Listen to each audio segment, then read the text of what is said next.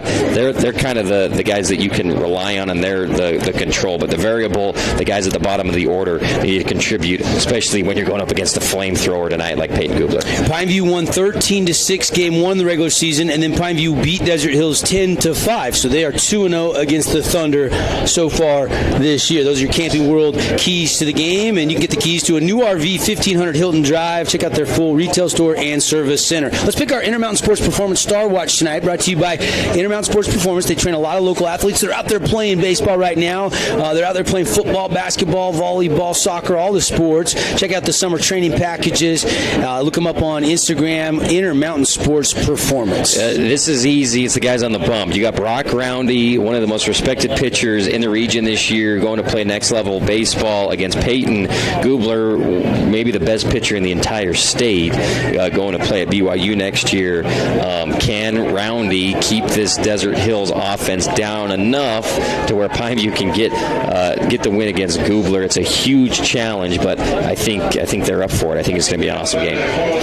4A State Baseball, Region 10 head-to-head in this one. If you're listening on 97.7 ESPN and you want to watch this game, you can go to KSLSports.com. We got the link up on our website as well, sportsradio977.com. We'll get you the Sky Mountain starting lineup in just a second, but let's play some baseball. First pitch just missing upstairs from Roundy for ball one. Brock Roundy, lefty ace of the Panthers. His twin brother Brandon is at shortstop. Ian Becker at third. And then you've got the rest of the infield. Shakespeare's over there first. Iverson is the catcher. Nash Schroeder is at second. Outfield from left to right.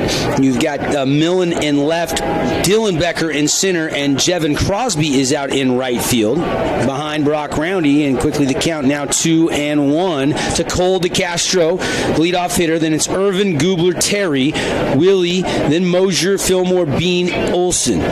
The lineup for Coach Cuff, and we'll set the defense presented by Sky Mountain after the half-inning exchange. There's a fabulous Freddy's foul ball up and out of play off the bat of Cole DeCastro. Cole DeCastro leading the team in hitting this year at a .476 clip. And he just hammers the ball. I mean, he pulls it most of the time, but he has been red hot since he's been healthy this year. And fastball from Roundy must have been just upstairs, and the count rolls full count.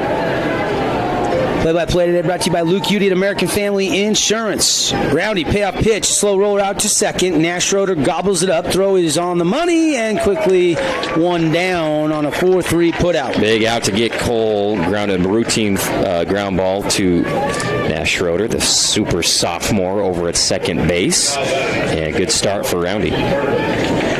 Carson Irvin will be taking his talents to Dixie State. He's committed to play for Coach Chris Feitenauer and the Blazers on this field. But first things first, Carson ready for a big state tournament here. Batting from the left side against the lefty Brock Roundy with one out. It's outside ball one. Irvin this year swatting .333.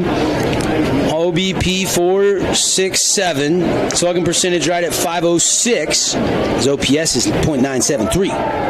He'll also put down a bunt at any given time from the left side of the plate. And Irvin or Shea Anderson, probably the fastest from home to home around the bases. This kid can run.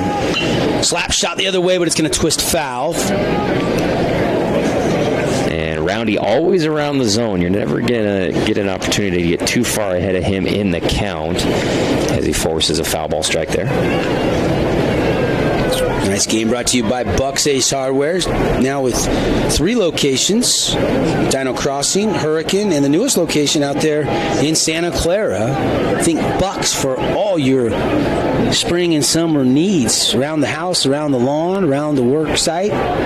Bucks Ace Hardware has you covered. 1-2 pitch coming from Brock Roundy. Lefty deliveries just a bit outside, 2-2. Still a hot day. Temperatures when I pulled in back into the parking lot were 96 today. A little bit of a southwest wind, and a fabulous Freddy's foul ball off the bat of Irvin. Count will stay the same, 2-2. Got onto the roof. Heard that one like a mouse up on the ceiling. How are you going to get up there to get that foul ball retrieved? I think, where's the ball boy? Swinging another foul straight back. Thunder all have a little hair dye off the long hair hanging out of the bat. Well, not everyone, but a lot of them. Little team bonding bleach fest about a month ago or something.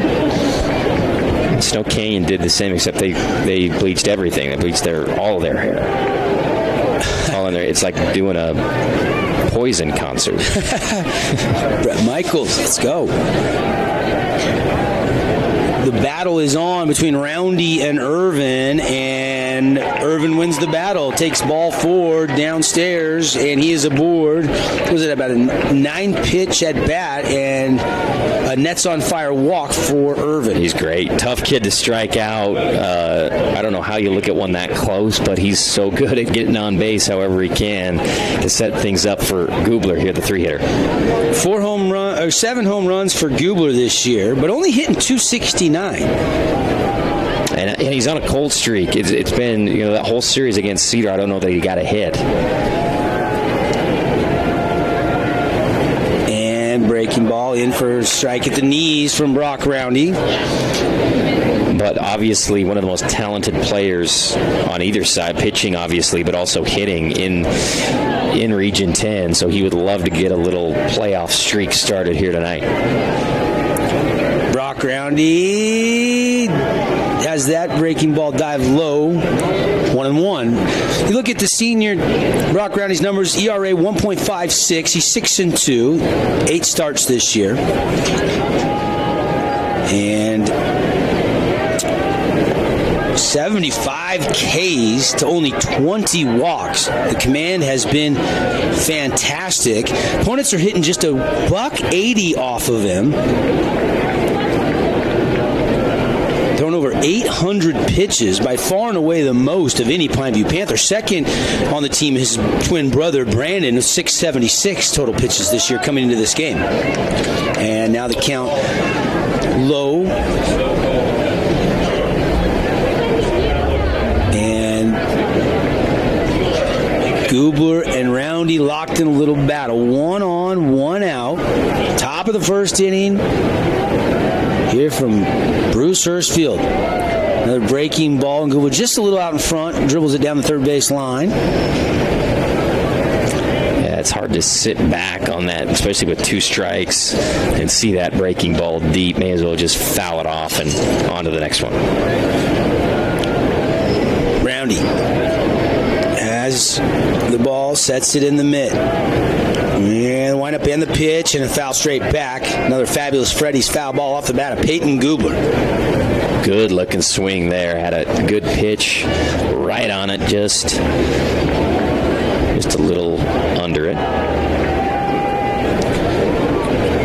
Roundy using quite a few pitches so far.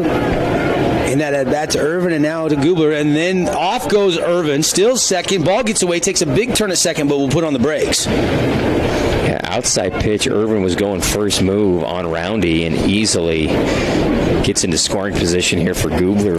3-2 count. Roundy will take the walk back behind the bump. Plays with the sleeve of his jersey. Now comes back to the bump. Sets his feet. 3-2 the count. Now with a runner in scoring position. Would have been a stolen base, but probably he scored a wild pitch. And there's a shot to left, but right to the Panthers. He's going to try to double up Irvin, but he cannot, so Gubler lines out to left. Yeah, unfortunate for Gubler, but he smoked that ball. And, it's been a minute since he hasn't popped out. And so that's a great at-bat, and he can take that into his next AB because he worked for that one and got a lot of barrel on it. Just hit it right to the left fielder. Kason Millen had a great jump forward on it. Really saw it well off the bat and made that play look rather routine, but it was hit hard. So 2 down for the cleanup hitter, Kyler Terry. Kyler got sick, missed a game in the final week of the season against Crimson Cliffs, a game in which the Thunder lost in 11 innings against the Mustangs, in a game you and I did that was probably one of the top 2 or 3 regular season games I've ever done in Southern Utah sports. Yeah. And I've been here almost 20 years now, doing radio, 19 years to be exact. No kidding. Holy cow. Started at the radio station in 2003. Didn't start doing games, though, on the radio. Started as a student at Dixie State, actually, in 2000, 2001, 2002, doing some games for the college as a student with the local TV station, which we still have a great relationship with. Our friends at CEC TV. They host the Region Rush every week. We're going to have a postseason edition next week. Absolutely, yeah. A lot of highlights to show this tournament already. No show this week because we're working games, but unless you're trying, are you right? Next week? Next week will be our final show of the year. Yep.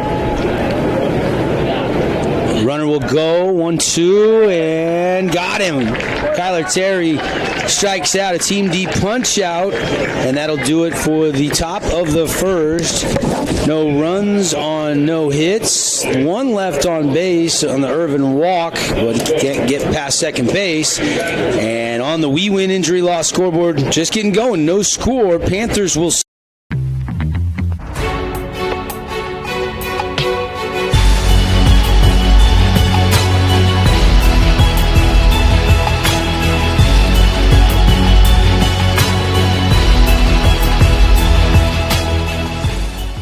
Hey Southern Utah, Tyler here, Boulevard Home. We wanted to take this time to thank you for voting us the best furniture and appliance store in Southern Utah again this year. We couldn't do it without you. We appreciate all the support from you as well as the community for the 47 years we've been in business. So thank you from the bottom of our hearts here at Boulevard Home. We love you and we love Southern Utah.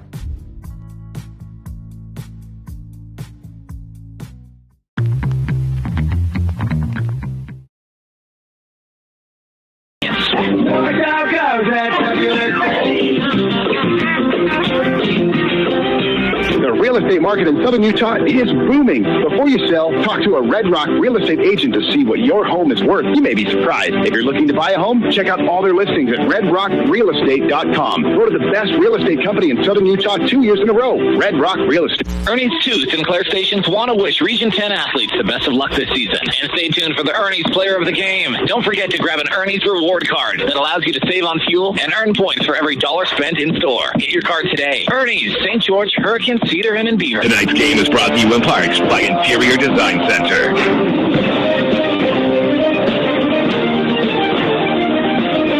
Back to Brucehurst Field from Flood Street to Fenway. And, of course, you got a couple of pretty big names that have been laminated on the left center field wall. Brandon Kinsler, number 3. Brandon Lyon, who's living in St. George after his 13-year career in the majors ended. Started with Toronto, Boston, Diamondbacks, Chicago, Houston. Ended up with the Tigers and then the Angels. The Mets had some stints with a lot of teams in the big leagues. And Brad Thompson, 25. Here's Peyton Gubler. And first pitch missing for ball 1. To the numbers on Gubler, 44 1/3 of work this year, and that pitch in for a strike. He's 4-3 in 8 games played. 8 of them were starts.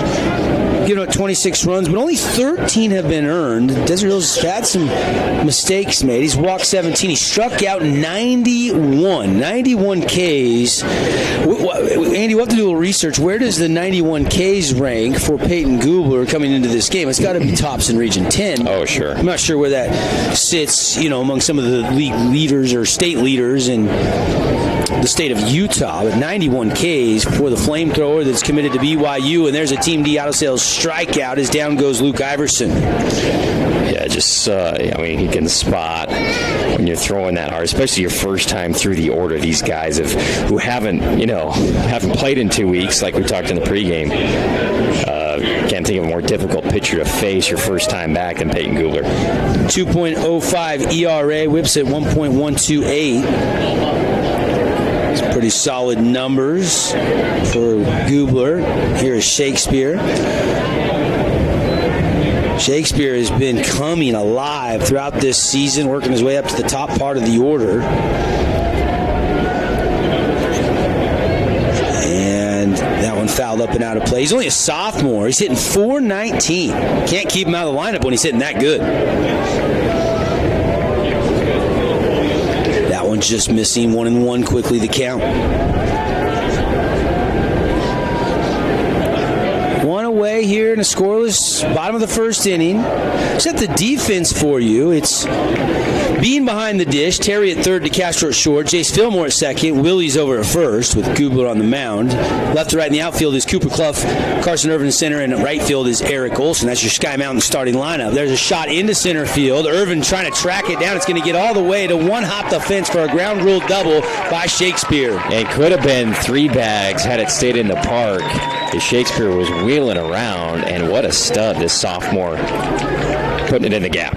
Well, when you throw as hard as Peyton Gubler in the mid-90s, when you just square it up, it's going to jump off the barrel of the bat, and that's exactly what happened there.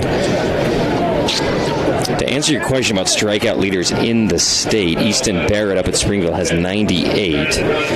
But so 91 is right there. 91. There's a kid at Morgan who's got over 100. Okay, so top 5 probably. And yes, he would be top 5. Gubler's got one already, but just gave up a double. Now he rocks, fires, trying to bend that one back in, and it just misses inside.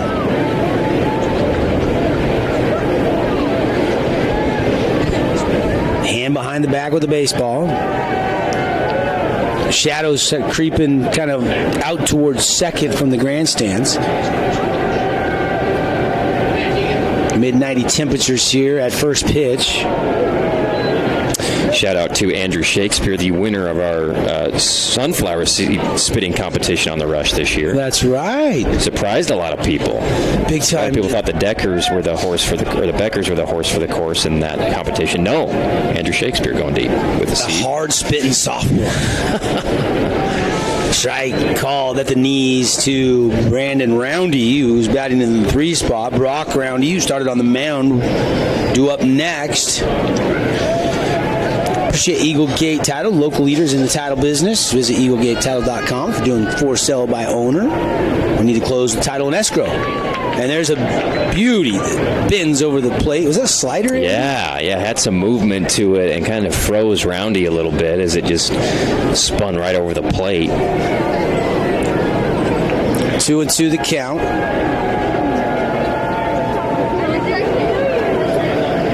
Peyton Gubler checks the runner, comes to the delivery, got him.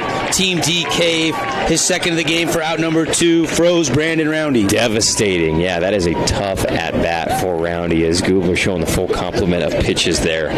He can throw the breaking pitch, and it's not a big looper 12-6 that's 70 miles an hour. I mean, it's cutting at high speeds that you're not used to, and then he puts you down with a fastball.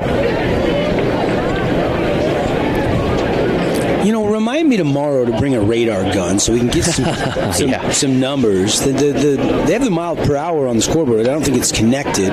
First pitch to Brock Roundy is fouled up and out of play. Brock this year hitting .273, 6 doubles, 1 triple, 2 home runs. Actually, Luke Iverson leads the Panthers with half of their home runs. He has 4 of the 8.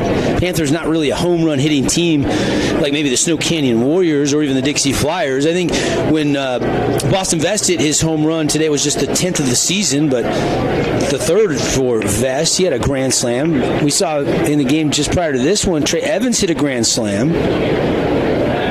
You know, a little bit bigger ballpark than the high school fields. 335 to the right field line, 325 to left, 380 in the alleyways, and probably almost 400 to clear the center field. But the wind is kind of helping right now. Yeah. Blowing kind of from the corner of first out to kind of left. Kind of blowing flowing right into anybody headed south to Mesquite right now. And a hot shot by Roundy. This is going to score a run maybe. Irvin's going to catch. Crow hop throw is offline. Pineview takes the lead 1-0 on a nice Brock Roundy RBI single. Big time shot, and it froze Irvin in center field because it was in the sun, so he had to freeze and hope that it wasn't going over his head. It bounced, and then he had to come up, rush the throw a little bit, and wide of home, and the run scores easily for the Panthers. Nice shot by Roundy.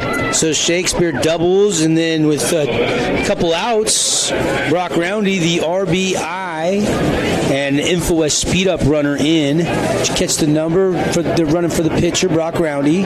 Appreciate the internet people at InfoWest. Always on, always reliable, high-speed internet, residential, business insurance. Go to InfoWest.com. Free gas cards for new customers through the end of May. Swing and a miss on that bender out of the hand of Goobler. This is Nash Schroeder, the sophomore second baseman. Schroeder hitting .397.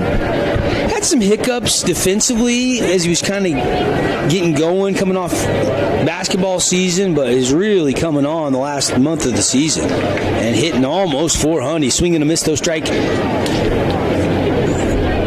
There to Schroeder. He's down in the count now. Got to shorten up. The speed-up runner is Christensen. He's the second. Goobler, and Schroeder puts a charge right to Irvin, though, who ranges over and makes out number 3. So Schroeder hits it hard. Wanted another RBI hit, but there was Irvin to track it down. 1 run on 2 hits, and they do leave 1 out on base. And after 1 full inning, it is 1-0. Pineview with the lead over Desert Hills here on your Region 10 radio network, simulcasting on KSLSports.com. We'll be right back. Hey, time out. I've got a loan for you. Scott Gibson here with Intercap Lending. Put me in the finance game to work for you, no matter what you're looking for to build.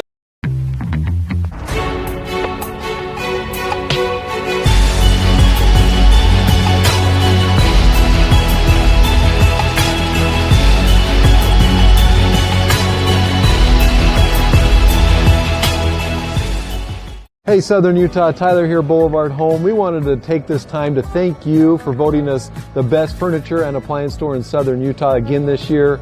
We couldn't do it without you. We appreciate all the support from you as well as the community for the 47 years we've been in business. So thank you from the bottom of our hearts here at Boulevard Home. We love you and we love Southern Utah.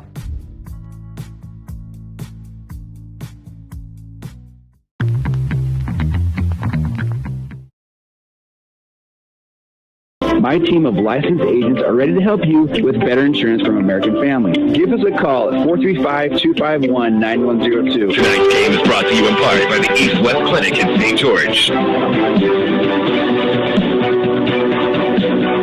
Hey, we're back, everybody. Bruce Hurst Field, 1-0 Panthers leading the Thunder after a full inning of play. Devin Dixon. He's Andy Thompson. And Andy got a little teriyaki chicken in the press box. He's stinking the place up really nicely. That's spicy, too. Yeah. And here is Willie, a freshman, Andrew Wilson. He's been so good all season, but he's been on fire the last few games, just hitting lasers to the right side, line drives for Desert Hills. Batting average up north of 300, hitting .307. 453 OBP. There's a called strike. Good on Pineview's offense. Obviously putting up a run in the first against Goobler, but several guys hitting it hard in that first inning after 2 weeks of not playing baseball. Roundy in the dirt there. 2-2 the count now. Is Roundy with nobody on base working quickly. It's Wilson. Then the DH Mosier, and then the second baseman Jace Fillmore as Willie fights that one off, out of play, foul ball. Appreciate Hearst Ace Hardware against Snow Canyon losing earlier today, 12-3 to Bear River. It was Dixie 10-run ruling Hurricane, and then the game just before this one, Crimson also 10-run Green Canyon. Vest had a walk-off grand slam to 10-run the Tigers, and then Trey Evans of Crimson did the same thing to Green Canyon, grand slam to 10-run them. You don't see 2 grand slams in back-to-back games every day at the state tournament. No, and we saw Lyon hit a walk-off home run in the Super Regional to make it a 10-run rule. That was a 3-run shot. 3-2 pitch coming from Roundy. Willie slow roller out to first. Shakespeare bobbles it, runs over in time, touches the bag for out number 1. Made it closer than it could have been, but gets the out nonetheless. Shakespeare over there at first. Here's Taylor Mosier. Mosier hitting 247. Does have home run power. He's hit 3 dingers this year. Got such a pretty swing, and I know he's gone through ups and downs this year offensively, but big cut there, and a fabulous Freddy's foul ball straight back off the bat of Timo. Brock looks very comfortable on the mound. Of course, him and Brandon and Ian and Dylan Becker all signed up at Grays Harbor. It's a 2-year school up in the Seattle area, up in Washington, to play college baseball. How about that? You go find a recruit and you get 2 sets of twins. That doesn't happen every day. They're in the same school. You double up. You recruit 2 guys. They each bring their exact composite guy. And there's a swing, but lifted into center field, and it's going back. And this one is going to hit the base of the wall. It's going to be a triple for Mosier. The ball caroms back. They could send him. They're going to send him. And here comes the throw. And then they put the brakes on last second, and that's a good idea. I know you want the inside the park dinger, but you don't want to run into out at home plate in a 1-0 game. So it is a triple from Timo. And that was just a sky-high ball. The center fielder took a minute to realize where it was and how deep it was, and it hit off the base of the wall. So Timo came halfway back to second base, which allowed him to easily get to third. And for a minute, the windmill was going from Kevin Cave, the skipper, who's also the third base coach. And then as he saw the throw leave the hand out there in center of Becker, he put the stop sign up late. They'll bunt. Here's Fillmore, lays it down. The run will come home, and he's going to be toasted. So the squeeze doesn't work.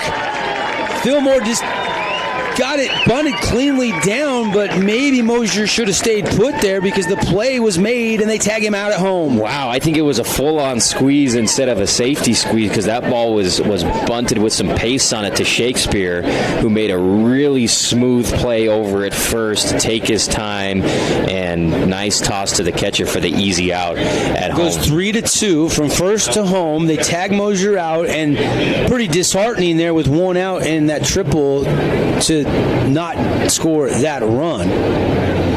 Here is Bean, the catcher. That's a momentum shifting play. Absolutely, yeah. And I don't mind the call at all because you've got Fillmore, who you trust as a bunter. He puts it down. It was just an excellent play, charging hard over at first base. And you could say, well, 1 out, you got plenty, 2 outs to get that guy in from third, but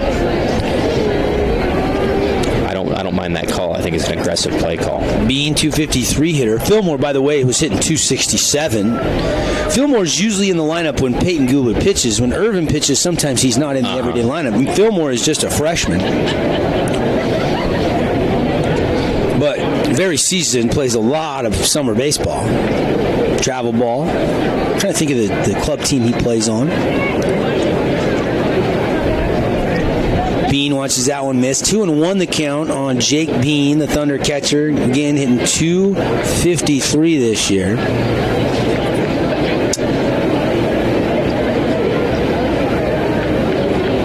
Ten RBIs. And there's a C&I single over short. Roundy can't climb the ladder, and 2-1 with 2 outs. Thunder still got a little chance here to maybe tie this game. Really well struck, and Bean has been great. Against Cedar, he was, piping the ball, and he keeps that going here tonight against Pineview. Yeah, Bean, you're right. The last 2 weeks of the season, I think he's kind of coming alive. And same with this guy, Eric Olson. Who also will be taking his talents to Dixie State University, soon to be Utah Tech, but he'll be playing for Coach Peterson and the football team. Pop up and out of play off the bat, 0-1 to Eric Olson. Olson this year hitting .308. Got robbed of a home run by Jager Baldwin in the last week of the regular season in that 11-inning game. Was tied 1-1 to start the 11th. The Crimson ended up winning 4-1. Nice spot. Bender for a strike from Brock Roundy, and he is ahead 0-2 to Eric Olson.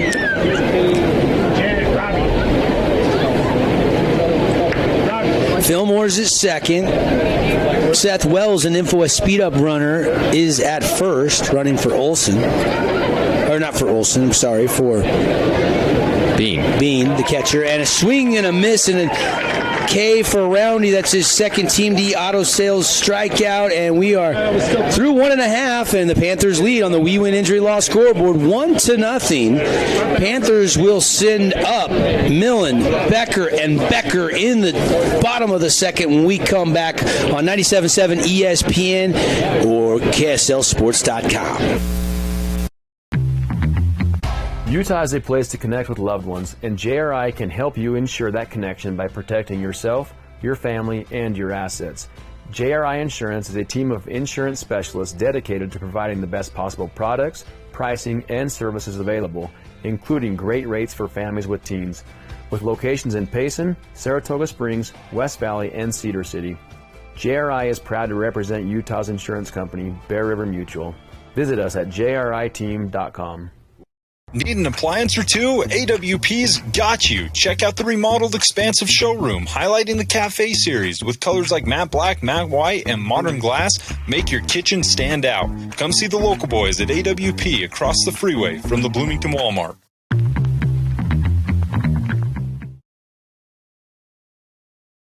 This is a limited time offer for new customers only. For details, go to Infowest.com. Isn't it time to come home to Infowest? The Internet people. Welcome back to the action. Brought to you in part by Ideal Home and Paint.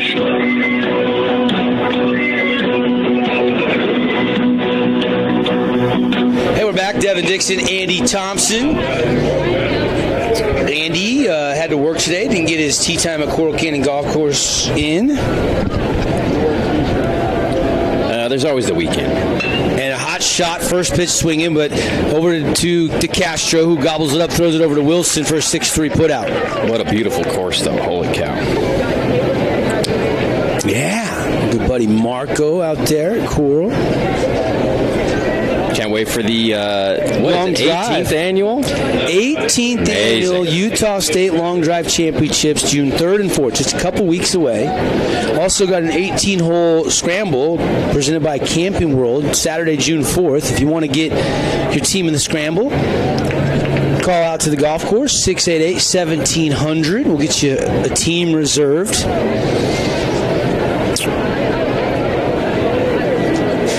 One away, Gubler, first pitch in for a strike, and he'll rock fire pitch number 2 in the at-bat, also a strike to Becker. Ian takes ball 1. Yeah, Gubler kind of wastes one off the plate there for ball 1 on an 0-2 count. Infield playing straight up here and a swing and a drive over to third. Nice gobble up job. Vacuum cleaner. Kyler Terry makes the throw for out number 2. Really nice, reliable third baseman over there at Terry. Makes the routine play against Becker, who hustles, makes you work for it. He's going to hustle all the way down every time to first base, but Terry beat him by a bit. 1-0 Panthers on the We Win Injury Law scoreboard. As always, we'll be naming our Appliance Wholesalers Plus Playmaker Play of the Game. Don't think we've seen it yet. And we will pick a player of the game, brought to you by our friends at Ernie's 2 Sinclair Station, 4 locations from St. George to Hurricane to Cedar to Beaver. Gubler, fastball high, ball 1. This is Dylan Becker. Gubler's got a couple of ground outs here in the bottom of the second. Now a line shot, and this one going to get down. And one hop cut off by Olsen, and a nice job by Olsen to get there quickly to keep that to a single. Yeah, that was hit with enough pace to where Olsen saved a double or more there with Becker hustling out of the box. Nice rip to the other side against Gubler. Been impressed with Pineview's approach early in this game. Kevin Howard is behind the plate. Paul Hustleby, one of the field umpires. I'm not sure who the third is on this crew. And they're going to stand a straight steal, and they're going to let him have the bag because it comes out of the mid of Bean into the dirt, and he couldn't pick it up and throw it quickly. Yeah, just first pitch, not a hit and run or anything like that. Straight steal attempt, and would have been fun to watch it go down there, but popped out of the glove of Bean. First stolen base for the Pineview Panthers. Thunder had one back by Irvin in the top of the first inning, so both teams have swiped a bag. Gubler, the 0-1 pitch outside. Nice block by Bean, the Thunder catcher. We're in the bottom of the two. 2 hits, no runs for the Thunder. 1 run on 3 hits for the Panthers so far. We thought this might be like that 3-2, 4-3 type game. That double-digit wins. Stolen bases, bunts, and stuff like that. So far, we've seen both. Dylan Becker out there at second, just kind of standing behind the bag. Now he'll take a little bit of a lead. 1-2 pitch coming for the right-handed ace of the Thunder, Peyton Gubler, who throws gas. And struck him out. They tag him out just in case, and that'll do it. Through 2 innings of baseball, no runs on 1 hit, 1 left on base. And it is 1-0 on the We Win Injury Loss scoreboard. Pineview leading Desert Hills. Stay with us here on 97.7 ESPN or the simulcast on KSLSports.com. We'll be right back. I asked Grandpa to go in the back. Tony Balonovich here with another reason not to eat the Jimmy's Johns. These tryhards fresh bake their bread all day. Enough with the fresh baked nonsense. Stevie.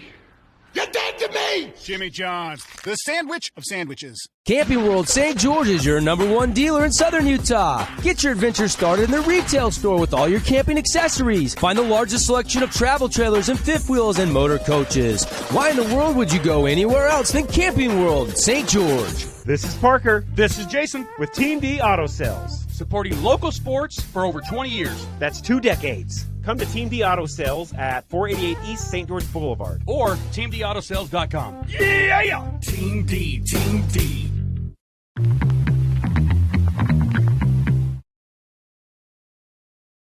To your athlete reaching their full potential for a price you'll appreciate. Call 251-2299 to learn more. Tonight's game is brought to you in part by the East West Clinic in St. George. Welcome back. Today's game brought to you by Anodyne Pain and Wellness. Hey, you want to get out and golf, play some pickleball, maybe play a little City League softball, flag football, maybe you just want to go hiking or not have any pain after you work out at the gym. Living with pain, stop it. Anodyne Pain and Wellness. No pills, no surgery. They will help you get out of pain. 435-773-7790 or look them up on your smartphone. Love it. As always, we're keeping track of our Morgan Pest Control 60 for schools. And Morgan, for every win, will donate $60 to that school to celebrate 60 years serving Southern Utah with all your pest control needs. Look for the red trucks and take advantage. Your first 4 sprays, just $60. So you can pay $15 a spray. That sounds phenomenal to me. Give them a call, Morgan Termite and Pest Control, 673-9172. Big swing by DeCastro there on a breaking ball. Yeah. Well done by Roundy. Was already behind. That first pitch was a strike, so the swing and the miss. So 0-2 to Cole DeCastro. DeCastro grounded out to second. He's 0 for 1. That one high, ball 1. Again, Cole leading this team in batting average. Hitting it at a 476 clip. And Fabulous Freddy's foul ball there. On base percentage, .588. Also tops from as far as the everyday players in the lineup. Musgrave's a little higher than a couple of other guys, but not in the lineup every day like Cole DeCastro is. That one just inside from Roundy, and DeCastro working back in the count to 2-2. And just a junior, if I'm not mistaken. Yep, just a junior. Played wrestling and football, but is slowly let go of some other sports and is all in on baseball. And strike three, caught looking, a team DK for Brock Roundy and DeCastro fans. Nice movement on that pitch by Roundy on the low part of the strike zone, and just surprised DeCastro with the spot, even with 2 strikes. Well placed by Brock Roundy. Third K of the game for Roundy. And fires another strike in there to Irvin. Cole DeCastro is going to play next level college baseball, just like Irvin is. He's committed to Dixie State. I don't think he's committed or anything. Mm-hmm. It'll probably be a big summer for him after that junior season, kind of see how it shuffles out and what kind of offers he gets. But the way he's swinging the bat certainly should get some looks. Brock Roundy, off-speed pitch, and Irvin out in front of it pulls it foul. First base coach knocks it. Sometimes you can't make the clean play, but at least knock it down. That's what they tell you at the hot corners, and that's exactly what he did over there. Nice job. Stats all game long brought to you by Wilkinson since 1946. They've been a fan of local sports, and you can get fans, lighting fixtures, home accessories at Wilkinson's. Again, just 2 hits for the Thunder. 1 run on 3 hits for the Panthers. Shakespeare, Brock Roundy, and Dylan Becker have the hits for the Panthers. For the Thunder, Taylor Mosier and Jake Bean have the hits. And Irvin trying to change that, but it's going to be grabbed by Schroeder. And did he pull him off the bag, or did he get the foot down? He got the foot down. So 4-3 the put out, but that was close. Yeah, whipped it. Schroeder over there at second base. Friendly roll on the dirt. Made a nice play with the glove, but winged it a little wide for Shakespeare. And Shakespeare did a good job somehow keeping his tiptoe on the base as he flung his body to catch that one. Kevin Cave says he pulled his foot, or thought he pulled his foot. He's going to jog from third base coach all the way over to ask a question, and now he's going to ask for help, and he will be obliged. So Paul Hustleby will go to Kevin Howard, and then the other official will come and confer just off home plate, halfway down the line towards first. Yeah. Will they change this to safe? Did he pull the foot? We'll find out. Yeah, I thought it was they're going to keep it, but Coach Cave is always so respectful when he goes out. We've seen him talk to umpires throughout the year, and he's never, yelling or anything like that. And very calm demeanor. Probably benefits him in the long run with these guys. So it stands an out. Shakespeare, good thing he's over 6 feet tall, right? And here is Peyton Gubler, and it's going to be a pop-up. It's going to be playable. Shakespeare had to dance around the first base umpire, and he does, and he makes the out for number 3 in the inning. No runs, no hits, and nobody left on base through 2.5. Pineview still has a 1-0 lead here on ESPN Radio, and watch KSL app at KSLSports.com. 60-second break, right back at it.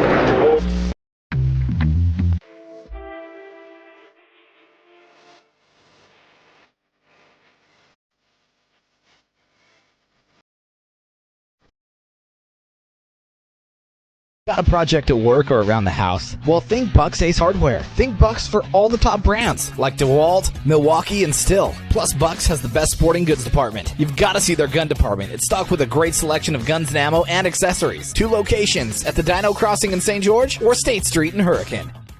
Hey, it's Luke with Udine Associates at American Family Insurance. At Udine Associates, we love insurance so you don't have to. With a quick call, we can get you an instant quote with the right coverages. My team of licensed agents are ready to help you with better insurance from American Family. Give us a call at 435-251-9102.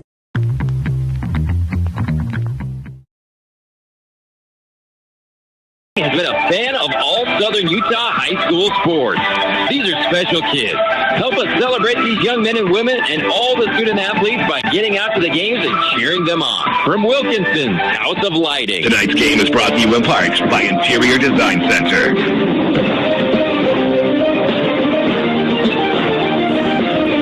We're back here at Brewster's Field having some fun. Game 4 today. We got 4 more tomorrow. The first game tomorrow morning, 11 a.m., Snow Canyon and Hurricane. That's an elimination game. And then after that, you got the winners of the 2 early games, Bear River versus Dixie. That'll be around 1:30.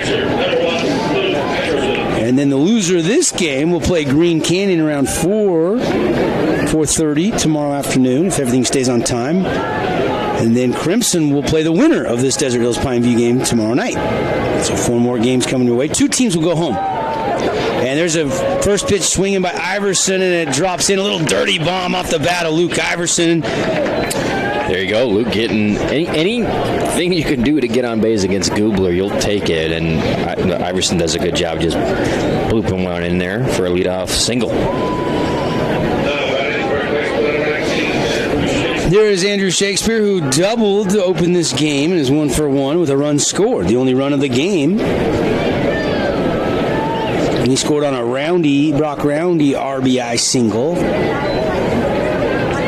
First pitch missing from Peyton Goobler, ball 1. Shakespeare leading the team in average this year at .419 in a sacrifice situation here for Coach McClellan. And he bunts through a high one, I believe, or did he pull back? Yeah. Pulled back for ball 2. By the way, people have been asking me about the softball coverage. We won't have the softball coverage just because it coincided with our baseball coverage, but KSLSports.com will have 4 fields. There'll be a feed for each field over at the Canyon starting tomorrow. So the softball tournament here in St. George as well. So you can go to KSLSports.com and watch all those softball games. Good luck to everybody in the 4A softball tournament. What a year again for Region 10 softball. Just incredible talent this season. Here's the 2-1 pitch from Goobler with 1 on and nobody out in the third. It almost looked like a pitch out or slipped out of his hand.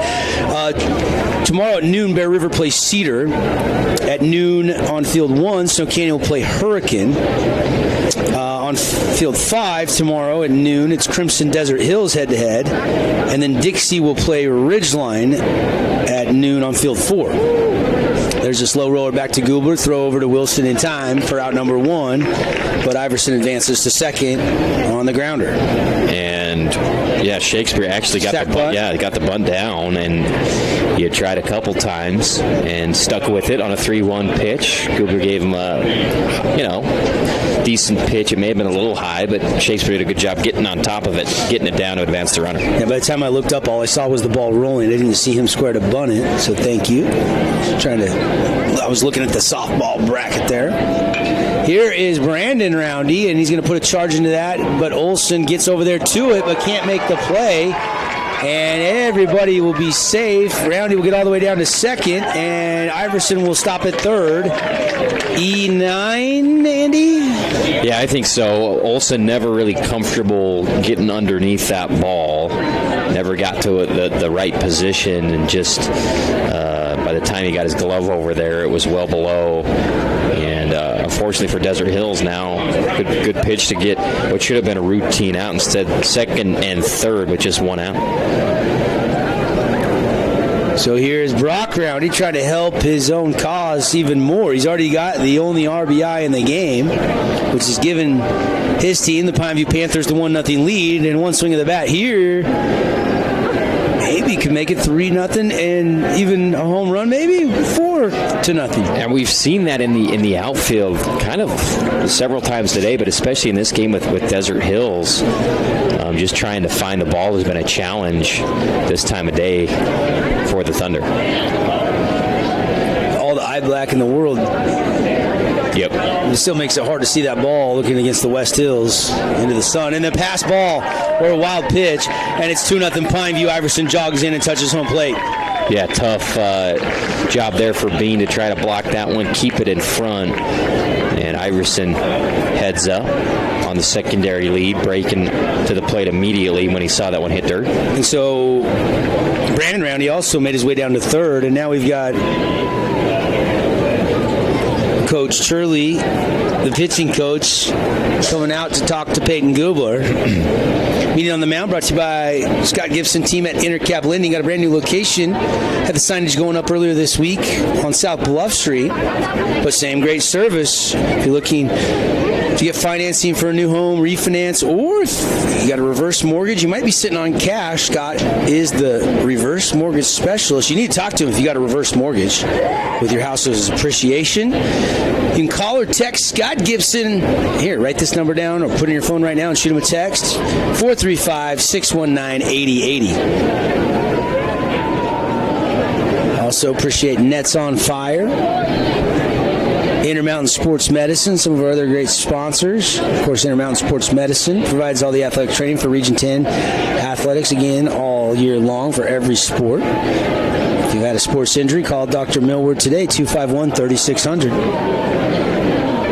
Gubler missing again, and all of a sudden Brock Roundy probably got the take sign on with the count 3-0. Yeah, I think so. Just waiting for Gubler to find the zone here a little bit.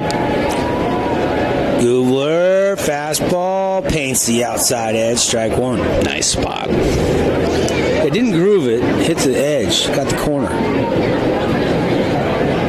2-0 Panthers on a wild pitch, scoring Iverson. Gubler, swing and a miss. Challenged him with another heater. Infield up for Desert Hills on the grass with one out and runner on third.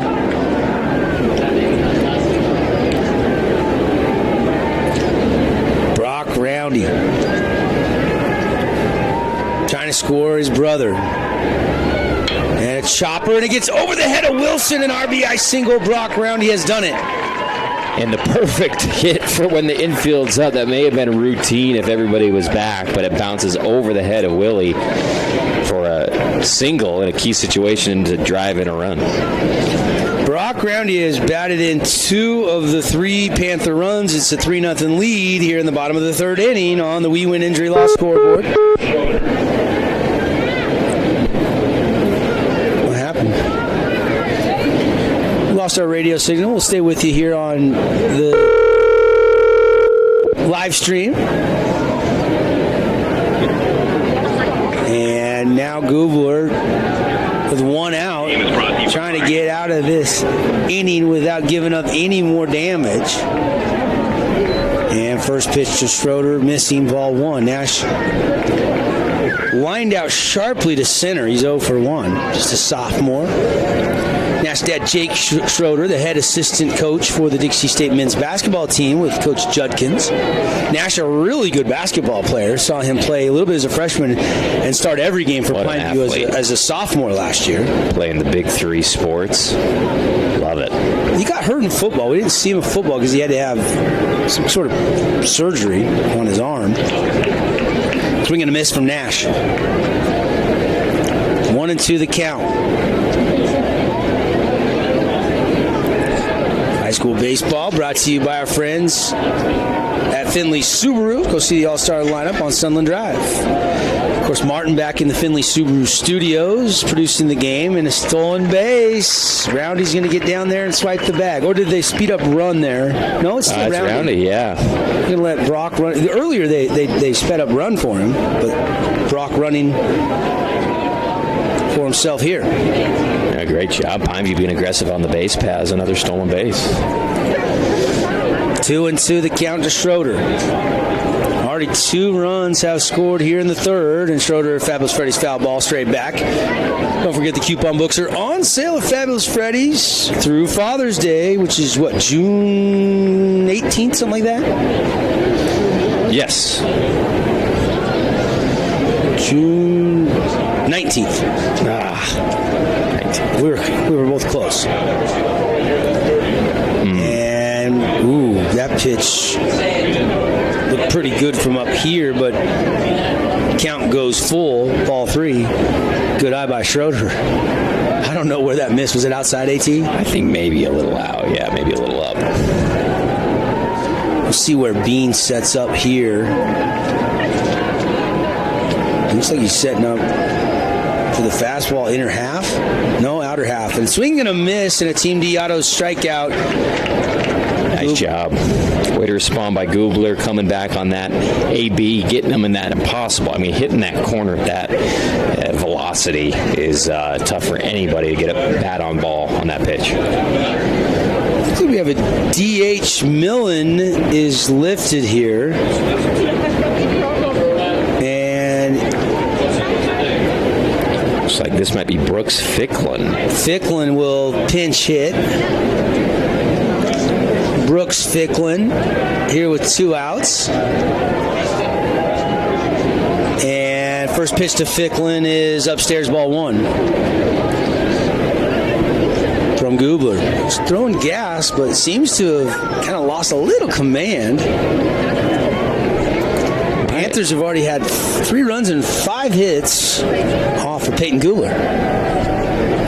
And a swing and a shot right over to the right. Olsen coming in and makes the catch for out number 3. So Ficklin hits it, but right to Olsen. And that'll do it for the bottom half of the 3rd. 2 runs, 1 earned on the RBI single. The other one scores on a wild pitch. They do leave a couple runners out there on base stranded, and we played 3 complete. 3-0. Panthers lead the Thunder here from the 4A State Baseball Championships. Can you believe the other guys don't wipe? Yeah, they leave all that residue on there unwiped for all to see, like you're a caveman. What do they think? Like, is your mom gonna wipe it for you? That's why at Fabulous Freddy's, they wipe. That's right, they don't leave you dripping and sloppy. They wipe your vehicle and make it fabulous. Don't let the other guys hang you out to dry. Go on down to Fabulous Freddy's, 2 Southern Utah locations, River Road and Bluff Street. The real estate market in Southern Utah is booming. Before you sell, talk to a Red Rock real estate agent to see what your home is worth. You may be surprised. If you're looking to buy a home, check out all their listings at redrockrealestate.com. Go to the best real estate company in Southern Utah 2 years in a row. Red Rock Real Estate. Ernie's 2 Sinclair stations want to wish Region 10 athletes the best of luck this season. And stay tuned for the Ernie's Player of the Game. Don't forget to grab an Ernie's reward card that allows you to save on fuel and earn points for every dollar spent in store. Get your card today. Ernie's, St. George, Hurricane, Cedar, and Beaver. Hey, time out. I've got a loan for you. Scott Gibson here with Intercap Lending. Put me in the finance game to work for you. No matter what you're looking for, to build, buy, or refinance, I can help. So don't drop the ball and let me, with my 25 years experience, go to work for you. 435-619-8080. Tonight's game is brought to you in part by Nets on Fire.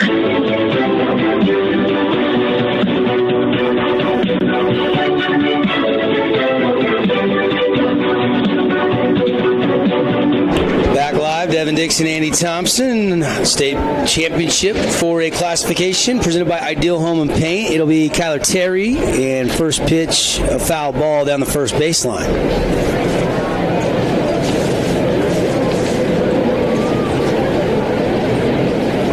Thunder going to have to kind of dig in a little bit. Pineview is in full control of this game so far. Saying Ficklin, the pinch hitter there to end the inning for Pineview, hit it really well. But not a lot of at-bats this year. I'm just showing 1 the whole season. Yeah, maybe he's just showed out in practice the last couple weeks, maybe played good in the inter squads, and Coach had some confidence to give him a look there. Love that. That one fouled straight back, 0-2 to Kyler Terry.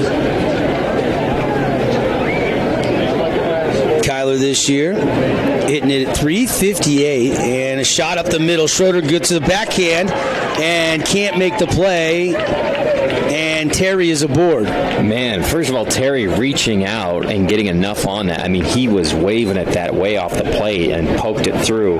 Tough up.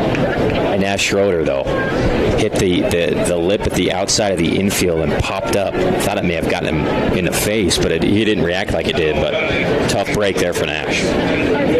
So here is Willie. Andrew Wilson.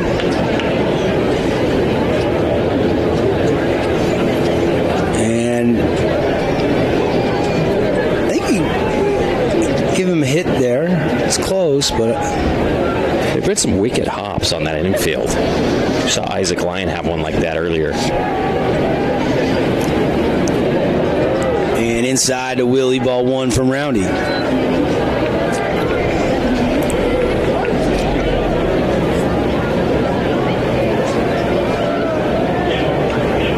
3-0 Panthers. 1 on, nobody out here. Top 4. Chopper to Schroeder, could be 2. Flips it, throw, offline.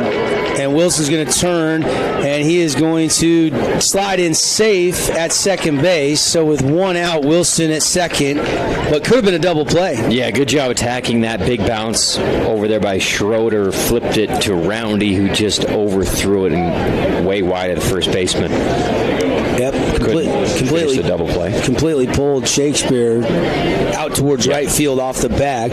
There's the cement barrier where they used to have some box seats down there, so it actually bounced back towards Shakespeare, who turned and threw, and that play actually was pretty close. Good thing Wilson did not hesitate and just turned and went when he saw it get by Shakespeare, or he would have been hosed. Here's Mosier's 1 for 1. He tripled, and then on it looked like a straight suicide squeeze, got tagged out at home. It was Desert Hill's best chance to score a run, and they came up empty, but he hit it to straightaway center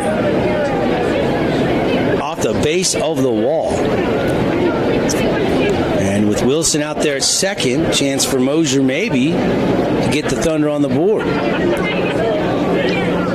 Roundy has other ideas. Brock looking at Wilson. Nobody there covering the bag. No wheel play on. And a swing and a foul into the dirt.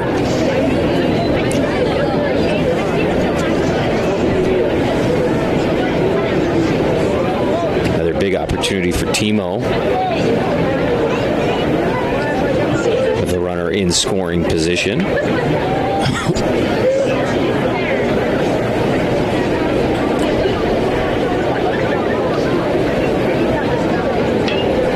Swinging a shot, and this one to Schroeder, gets to it. Pitcher trying to cover. Mosier head first, slide is safe at first. And they'll hold Wilson at third. So runners on the corner with 1 out, and the Thunder have a little something brewing. And the ball got away there, and for a second it looked like Wilson might have tried to score from third, but I think Coach Cave wisely keeps him there with just 1 out. And the speedy Fillmore up to bat. Fillmore hitting 267, just a freshman. Jace, I think is an up-and-coming star in region.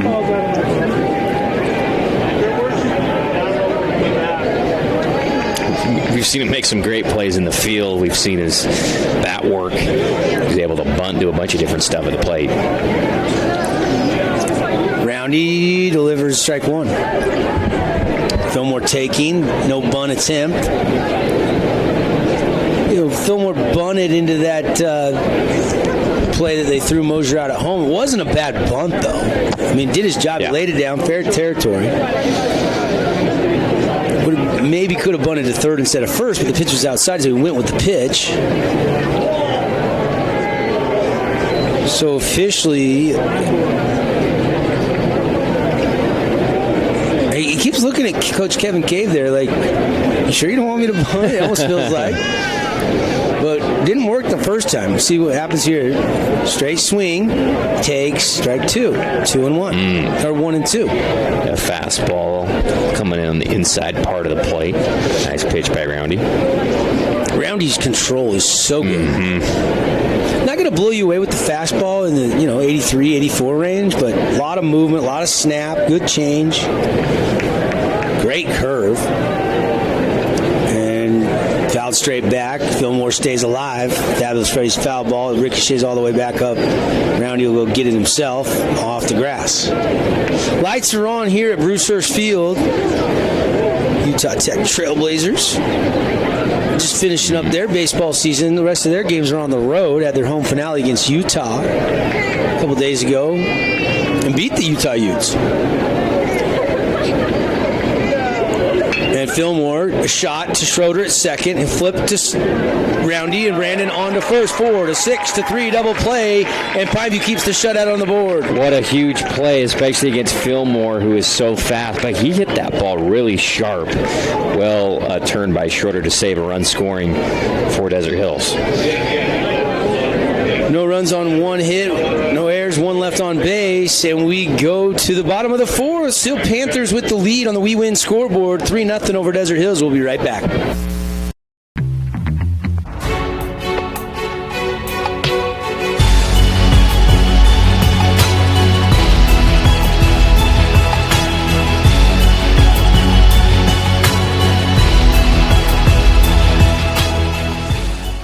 Hey Southern Utah, Tyler here, Boulevard Home. We wanted to take this time to thank you for voting us the best furniture and appliance store in Southern Utah again this year. We couldn't do it without you. We appreciate all the support from you as well as the community for the 47 years we've been in business.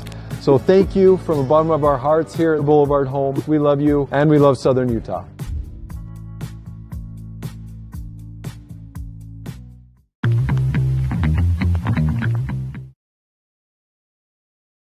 All season. And if you're tired of jumping through hoops, make it simple and stop in to see the Playmakers at Appliance Wholesalers Plus. At AWP, they have nothing but appliances. So if you need something for the laundry room or the kitchen, find Samsung and GE at AWP. Across the freeway from the Bloomington Walmart. Welcome back to the action. Brought to you in part by Ideal Home and Paint.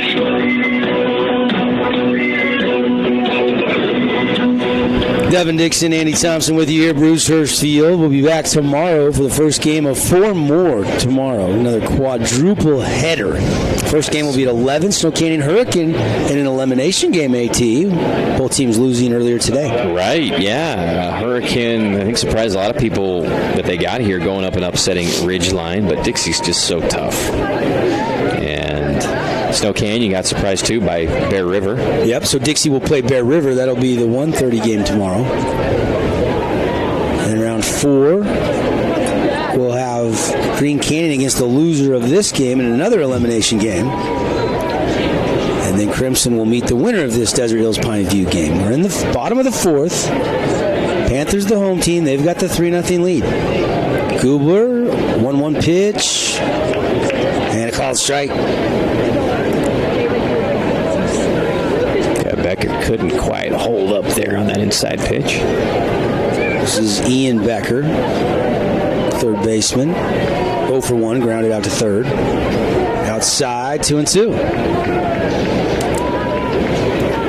Gubler is thrown 54 pitches, somewhere in that range, through 3 innings of work. He's given up 5 hits, 3 runs, 2 earned, struck out 4. Hasn't walked anybody.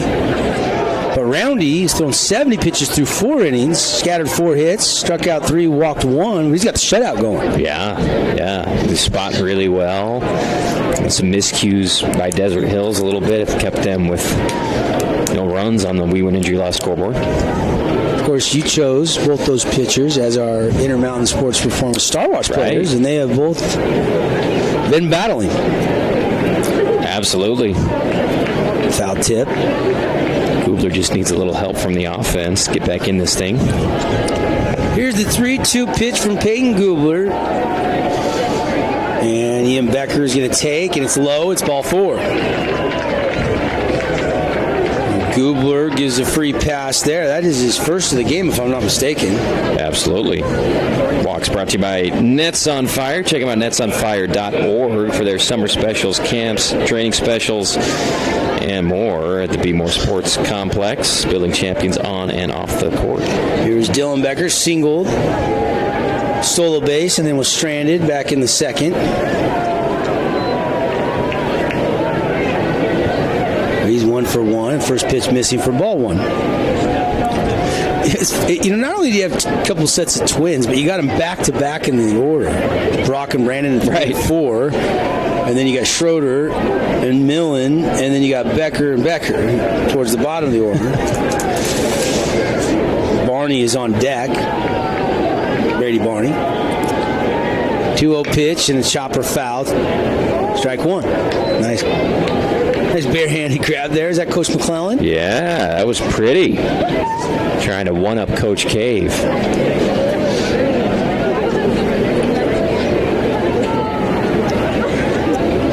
2-1 pitch coming. 1-on, nobody out. Bottom of the fourth. 3-0 Pineview with the lead. Sun's setting here. Temperature's cooling down to probably 90. They'll try to swipe a bag, and tag is not in time from DeCastro. Ball gets away. He's going to try to get down to third, and Becker is going to slide head first, and he's over there at third. Still nobody out. He's all fired up. That's incredible base running. I mean, he gets it. It was a decent throw to second, but to just get up immediately when the ball spurts out, that's guts there, and gets to third base. What a heads-up play by Becker.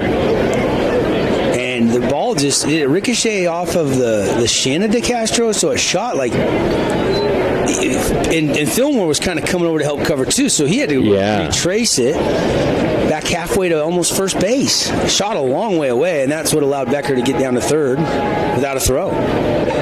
Gubler loses Dylan Becker, so now back-to-back walks, a stolen base, and all of a sudden runners on the corners and nobody out here. And here comes Jake Bean out to talk to Peyton Gubler. Yeah, tough spot for Gubler in Desert Hills. Pineview's done an excellent job in their approach all game long. Putting the ball in play, seeing pitches now in this inning, 2 walks in a row, and we'll see what they want to do here with Barney, first and third with no outs.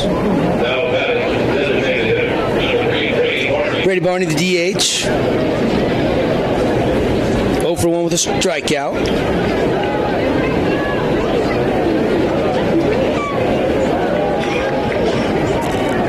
Back in the second.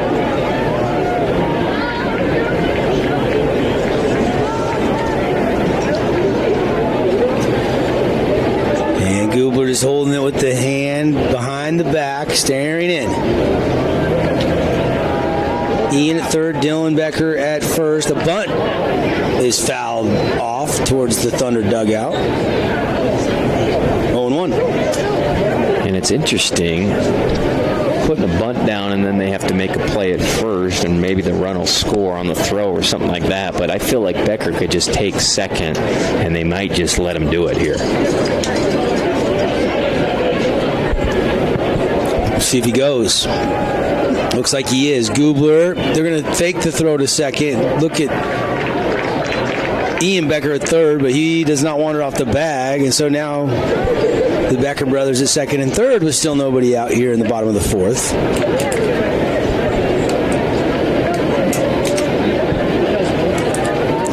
Pineview has definitely been the more aggressive team on the base pass in this game. Yes, they have. I think that's the third or fourth stolen back.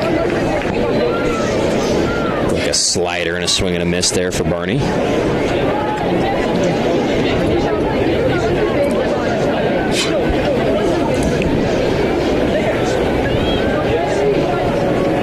Live from Bruce Hurst Field. Glad you're with us tonight. We'll be back tomorrow. Do it all over again.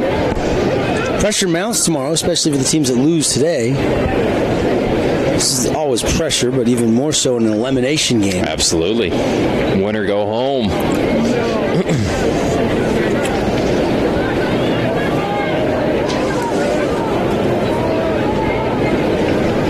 1-2 the count here. And the windup in a swing and a miss from Barney. And down he goes. Gubler struck him out twice now tonight. And Gubler capable if he gets into a little, rhythm. Obviously top of the order here with Iverson, who's a great contact hitter, but he's already struck him out once today, where he could just throw flames and strike out the rest of the side here and not have to worry about both Beckers in scoring position. Iverson struck out to start the game, but then singled and scored in the third. He's 1 for 2.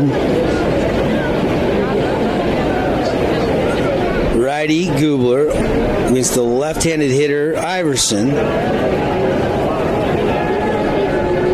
Is Luke signed anywhere? I'm trying to think if he's committed to play anywhere. I thought he had. I thought so too, but I can't think of where. I thought it was UVU. Was it a JUCO or maybe an in-state school? I couldn't remember. UVU. Okay. We got a new staff this last year and trying to kind of retool in the WAC. Kind of fun with the WAC with SUU coming in to have UVU, SUU, and Dixie. Fantastic. Soon to be Utah Tech. Love it. Yeah, that's going to be a lot of fun for years to come. Iverson, multi-talented kid, could have been recruited for a full ride as a violin player up at UVU. Played the national anthem at senior night on his fiddle in front of the crowd. It was awesome, yeah. Oh, and he got beamed. Iverson turned, couldn't dodge that one from Gubler. And now the bases are loaded with just one out here in the fourth. And it is Andrew Shakespeare, the first baseman, stepping in. He's 1 for 1 with the sack and a double, and he scored after that double on an RBI single by Roundy, producing the first run of the game. And now the infield will all go to the mound, and we got a timeout on the field. Appreciate our sponsors. Scott Gibson, our timeout sponsor. Wilkinson's, our stat sponsor. 3 runs scored tonight, Red Rock Real Estate. Runs are all by the Panthers, and they've got a chance to cash in here with just one out and the bases juiced. What is this conversation going out there right now? Yeah, just all the defense say if it goes here, this is what we're going to do. Maybe where they're going to pitch him. Yeah, how in are you going to be, and where are you going to throw Shakespeare, especially early on in the count, so we can anticipate if he goes with the pitch where it's going to go.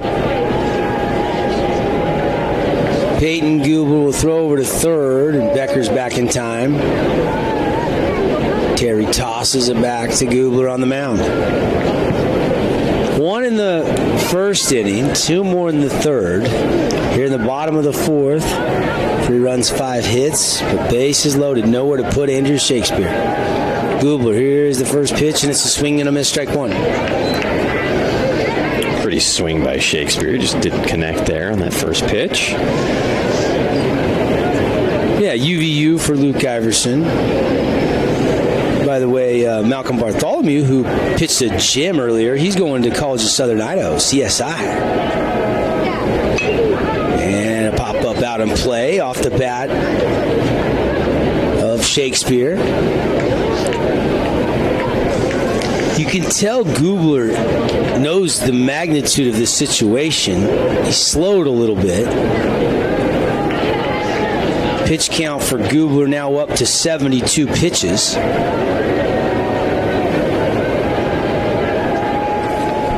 And outside, 1-2 now. Good eye by Shakespeare on an 0-2 count. Olsen's shading the line a little bit. Irvin, though, is playing shallow in center, almost right behind the bag at second.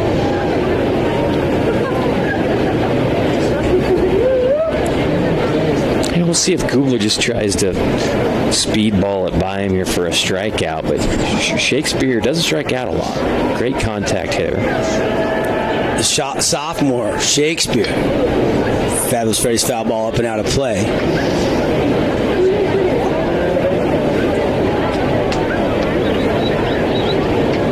Does have 15 on the season. Yeah, and again, hitting .419. Yeah.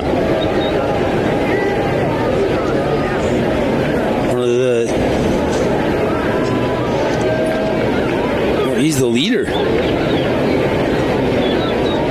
Best batting average on this Pineview roster as a sophomore. Yeah, really impressive. And he's a sunflower spitting champion. This kid can do it all. Amazing talent. Does he play the fiddle, though? Swing and a miss, and Gubler got him. Team D Auto Sales strikeout. And down goes Shakespeare. That was juice. That was gas. Good job coming up a little high, changing his eye angle, and that is hard to catch up to. Once again, 2 strikeouts for Gubler, and just needs 1 more, and he doesn't even have to worry about the guys on base here.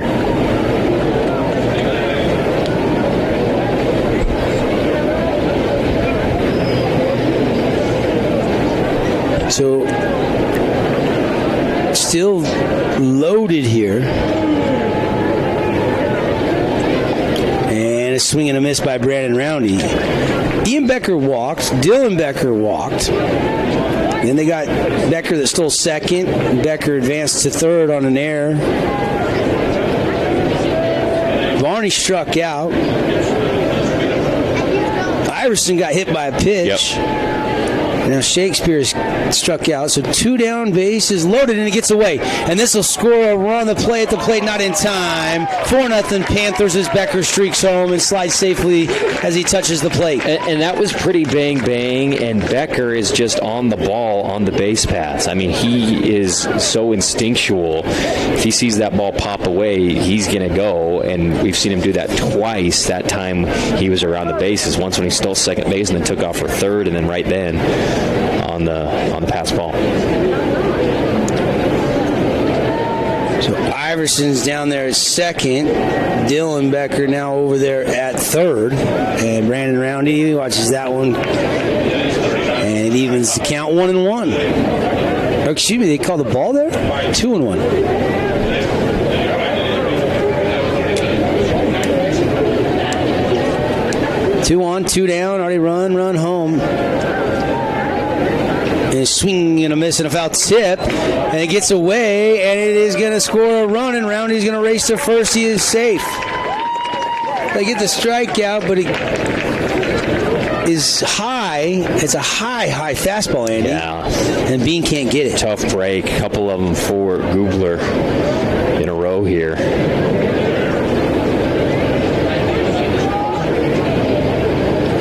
So, and that's kind of what when you start eating walking people. Even when you come back, you make a couple strikeouts. It just makes the inning so tough to escape without giving up any runs.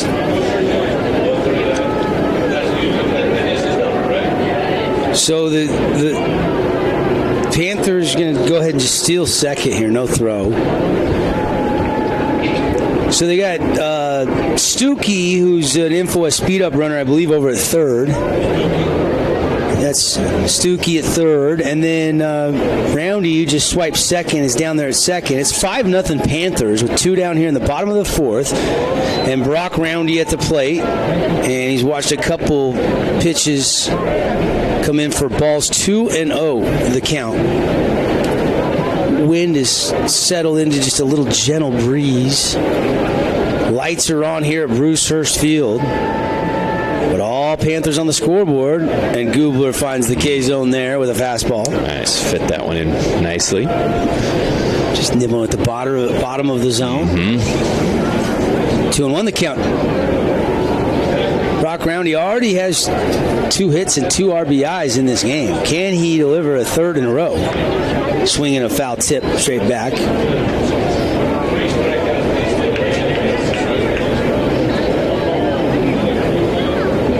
Gubler's got 7 Ks, but he's given up 5 runs and 5 hits. 4 are earned. Still time for the Thunder, but you got to get. You can't. A hit here would really break this open for the Panthers. And Gubler missing too tall. Full count. Gubler, the BYU commit. With the interim coaching staff up there, and I'm sure they'll open that up after the season's over and see. Starting to hear about potential candidates, and they lost Brock Roundy, so the bases will be loaded, and it will be Schroeder due up next. Here comes a coach out for Desert Hills. That's Coach Turley, the pitching coach. Good dude. I mean, you think about how many great coaches we have in football, basketball, some of the other sports, but I mean, Coach Turley is just a pitching coach. Coach Kevin Cade played collegiately Gonzaga. Yeah. They've got a staff. Coach McClellan, he's got great help. I mean, Coach Barney and Coach DeWitt, some of the guys have been around for a long time. You look at Dixie with Coach Ibsen. You got guys like Horlocker. Then you got a lot of alumni coming back helping out.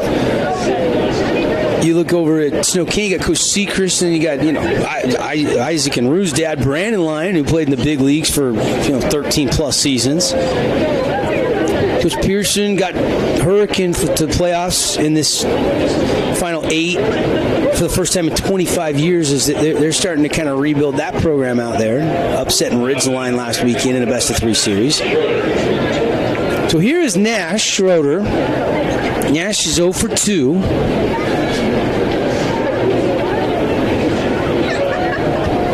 Meeting has adjourned. Gubler, fastball high, ball 1. Did I miss any names? Yes, but Crimson, Coach Abbott. I remember. Oh, sure. I remember him playing with the St. George Roadrunners as a pitcher when they were here. In the Golden Baseball League was in town for 3 seasons. You look at Coach Gargano over there. I mean, he's had stops all over town, including Dixie State. Was a head coach at Pineview prior to that. Now he's helping out with Coach Abbott. You got Kyle Boyer over there, who unbelievable player in his day. Marcus Littlewood is on staff with Coach Cave too. Widely regarded as one of the best high school players to ever come through Southern Utah. Spent 7 or 8 seasons with the Seattle's Mariners organization before hanging it up. Gubler, fastball, and it's fouled up and out of play. Hopefully it doesn't hit Andy's beautiful red Dodge Dakota. I wouldn't even notice if it did. You know what I mean? It's nice to have a car like that. You don't care if it gets hit. You don't even know, Just adds it just adds the character of the truck. 1-2 pitch coming. Looked like he wanted to throw the slider there. It just didn't have any bend to it. Missing inside. 2-2 to Schroeder. Pitch count getting up there for Guba now. 88 pitches here in the bottom of the 4th. Swing and a miss on a high heat, and Gubler gets the K. His 8th of the game.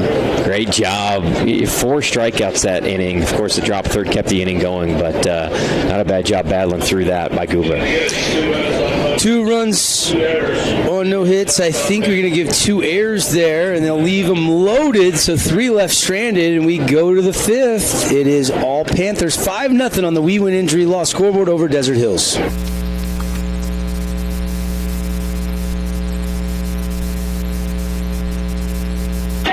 It's time to make time to play the majestic Sky Mountain Golf Course. Take advantage of the Sky Mountain radio-only special. Play 18 holes with cart, get lunch and range balls. It's all included for just $49 per player. Call for tee times and all the details at Sky Mountain Golf Course in Hurricane. This is Parker. This is Jason with Team D Auto Sales, supporting local sports for over 20 years. That's 2 decades. Come to Team D Auto Sales at 488 East St. George Boulevard or TeamDAutoSales.com. Yeah! Team D, Team D. This month, InfoWest would like to give all new customers who sign up for InfoWest high-speed wireless internet $100. This is a limited-time offer for new customers only. For details, go to InfoWest.com. Isn't it time to come home to InfoWest? The internet people. I asked Grandpa to go in the backyard and play catch. He says my back's been killing me. So you know what I did? Research. There is a clinic right here in St. George that can help Grandpa. They're called Anodyne Pain and Wellness. They can help you too. Look them up on your smartphone. Tonight's game is brought to you in part by the East West Clinic in St. George. We're back. We've been here all day. Bruce Hurst Field, Dixie State University, soon to be Utah Tech. I mean, I'm starting to see some of the Trailblazers, social media accounts change. Yeah, right. Utah Tech. The change won't be official until July 1. Yeah, it looks good. Yeah, the new logo and everything got released a couple days ago. Pop up over to third, and Becker grabs it, and Jake Bean is quickly retired on 1 pitch. Which is, after a marathon inning for Pineview when they were on offense, first pitch, 1 out for Desert Hills. 4 innings of work for Brock Roundy, 71 pitches, giving up 4 hits, and he's got the shutout going. He's only struck out 3, walked 1, but the defense pretty solid behind him. Just 1 error for Pineview tonight. 4 errors for the Thunder. You start getting up there to 4 or 5 errors. It's tough to win ball games when you make that many mistakes. A lot of throwing errors for the Thunder. Yeah, absolutely. And putting guys on. And they just haven't been able to really get the bats going like you were talking about. Roundy's been, just like he's been all season. Super reliable. And this is Eric Olson. Quickly, the count now 1-2 as that one's a strike.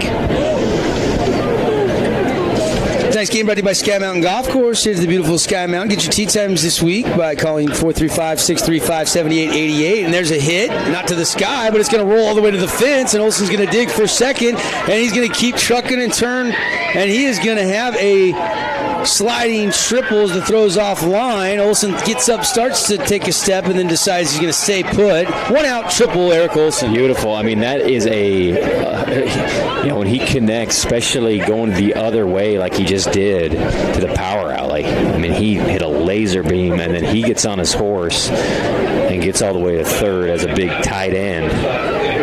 What a talented kid with a lot of physical gifts.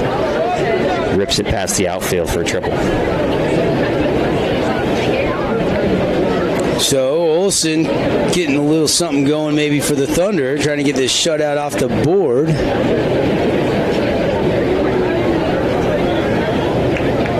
We're in the top of the fifth.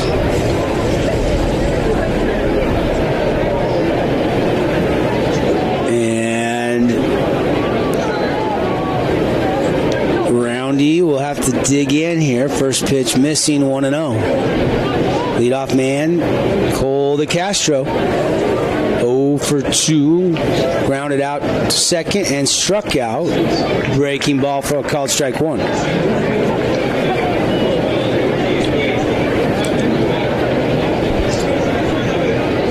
See if Roundy goes back to the fastball here. He does, and DeCastro rips it, but it's right to the right fielder who makes a catch down around the ankles, but that'll tag Olson, and the Thunder are on the scoreboard as Olson will sprint home. Yeah, good contact there. And the right fielder had to kind of run up and make the catch, and after he made the catch, he kind of had to collect himself before throwing it home, and Olson scores easily. So now 2 away for Carson Irvin. Pineview appealed, threw it over to third base just to make sure that he tagged properly, and the umpire says yes, he did. Or I wasn't looking. Olson for 6'5" can really run. Part of the reason he's signed to play football for the Trailblazers. Swing and a miss from Irvin. 0-1 the count.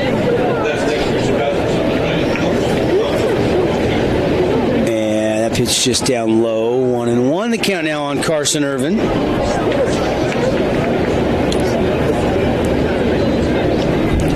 Irvin will be the one of the newest Region 10 local recruits to stay and play locally for Coach Fadenauer.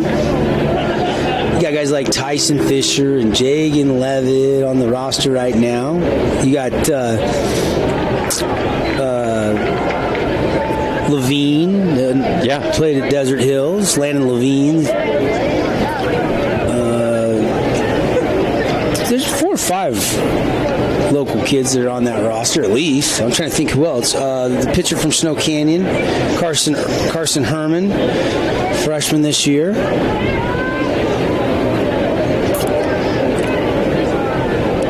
Millen, there's a Millen that's a local player. It's transferred, and a swing and a miss, strikeout by Roundy. Finally, the Olson triple, and then the sac fly scores him by DeCastro, and it's 5-1. We head to the bottom of the 5th inning here. Panthers on top by 4. Stay with us here on 97.7 ESPN, your home for the 4A State Tournament, as well as KSLSports.com. We'll be right back.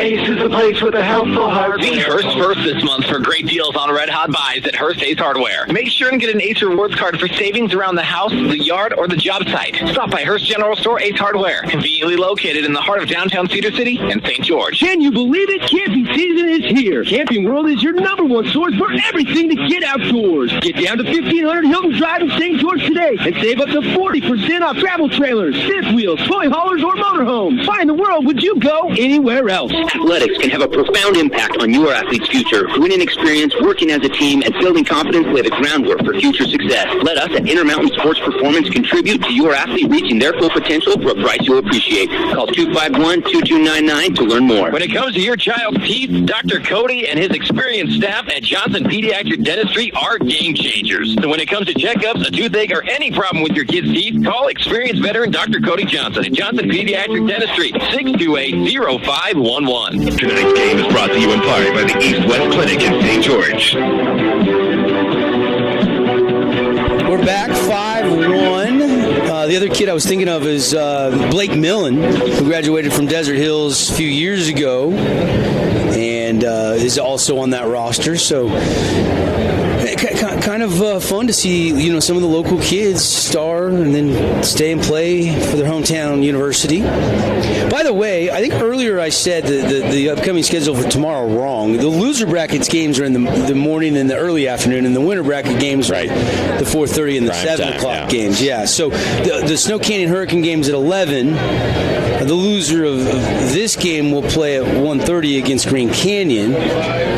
And then the winter brackets games will be in the evening session. And so we'll have Bear River, Snow Canyon first, and then Dixie will play Bear River in the nightcap at 7. And then Crimson in the winner of this game will play at 4:30. I want to straighten that out for you so you don't come down to the ballpark at the wrong time.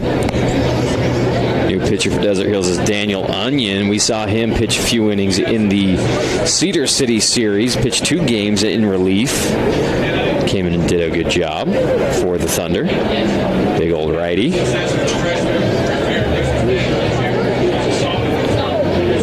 So, get you the numbers.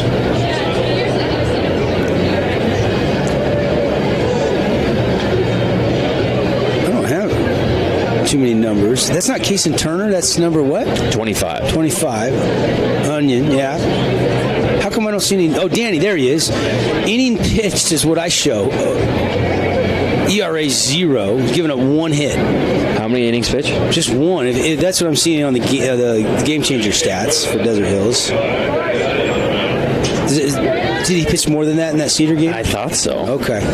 Maybe they didn't update it from the weekend. I thought he pitched in 2 games against Cedar. Maybe my stats are a week old then.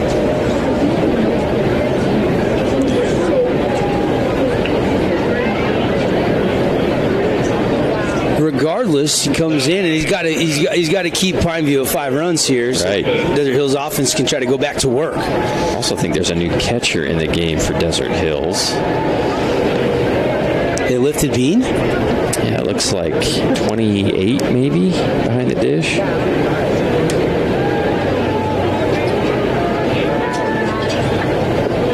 Something. You're right. I'm trying to get a number on him. You're right. I think it is. And I don't show a 28 or.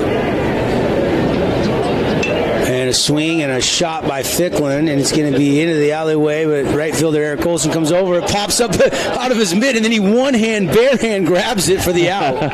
Wow. He's had a couple of plays out there that have been adventures, but kudos to him concentrating enough to barehand that sucker after it pops out of his glove. You're right on the catcher, but I don't have a 28, Andy. I don't know if it's 28. His vest is blocking the number a little bit, but it's 26 or 28, one of the two. Yeah. But I don't have either. I mean, do you have a 20? Wilson's 26. Is Willie moved to catcher? Willie was playing first. Who's at first now? Yeah, there is a new first baseman. That Fox at first. Okay, so Willie's went to catch. Fox is in defensively at first. Right. Fillmore's at second. Castor's probably at short. Well, where'd they put Goobler then? Goobler's at third. Okay, Goobler's at third. Where'd Terry go? Irvin's in center. Olson's still in right. Did he go to left? Did they put Terry in left for Cooper Clough, or is Clough still out there? That's the Everything's shaking up. Yeah. A lot of changes for Kevin Cave, the skipper of the Thunder. Trying to put his best defense he can out there behind Danny Onion, who's a 2-2 count here, and a rip shot into left, going back, and jumping and making the catch, I believe, is Kyler Terry. Oh, it's Clough. Is it still Clough? Cooper Clough. Okay. So then Kyler Terry has left the game. Unless that's Terry at short? Is that DeCastro No, it's still or Terry? it's still DeCastro at short. Yeah, I don't see Terry. Unless he's at first, and I was thinking that was because Fox has played a lot of first base this year. Maybe. Yeah, I think that's Terry at first. Okay, so they moved Kyler to first. So Kyler's at first. Okay. This is an Abbott and Costello routine. So here. Danny Young is pitching. Andrew Wilson has moved from first to catcher. Gubler went from pitcher to third. Castro stays at short. Fillmore stays at second. Kyler Terry goes from third over to first. And I don't know is on third. And they got out of the inning. So Onion comes in. What just happened there? We straightened it out. We go to the bottom of the sixth. Excuse me. We go to the end of the sixth, and it's a 5-1 lead right now for the Panthers. We'll be right back on ESPN Radio, KSLSports.com. Morgan Pest Control is celebrating 60 years in southern Utah. The guys with the red trucks at Morgan have been killing what bugs you since 1962. They brought back the 60 for Schools program. It's simple. Morgan donates $60 to each school for each region win. Plus, when you sign up with Morgan Pest Control, your first four sprays are just $60. So call now, 673-9172. Got a project at work or around the house? Well, think Bucks Ace Hardware. Think Bucks for all the top brands like DeWalt, Milwaukee, and Still. Plus, Bucks has the best sporting goods department. You've got to see their gun department. It's stocked with a great selection of guns and ammo and accessories. 2 locations at the Dino Crossing in St. George or State Street in Hurricane. Since 1946, Wilkinson's House of Lighting has been a fan of all Southern Utah high school sports. These are special kids. Help us celebrate these young men and women and all the student athletes by getting out to the games and cheering them on. From Wilkinson's House of Lighting. This is Tyler from We Win Injury Law. Let's get some wins this season, Region 10. We love sponsoring local sports, and good luck to our local athletes in the classroom, on the field, or on the courts. If you've been in an accident, we win for you, period. Visit 435wewin.com for a free consultation on your case.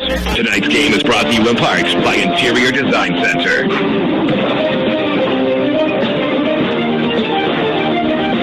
So Danny Onion comes in and goes and puts the Panthers down in order. A lot of defensive changes. We sorted through them. Took me a minute to figure out who was on first.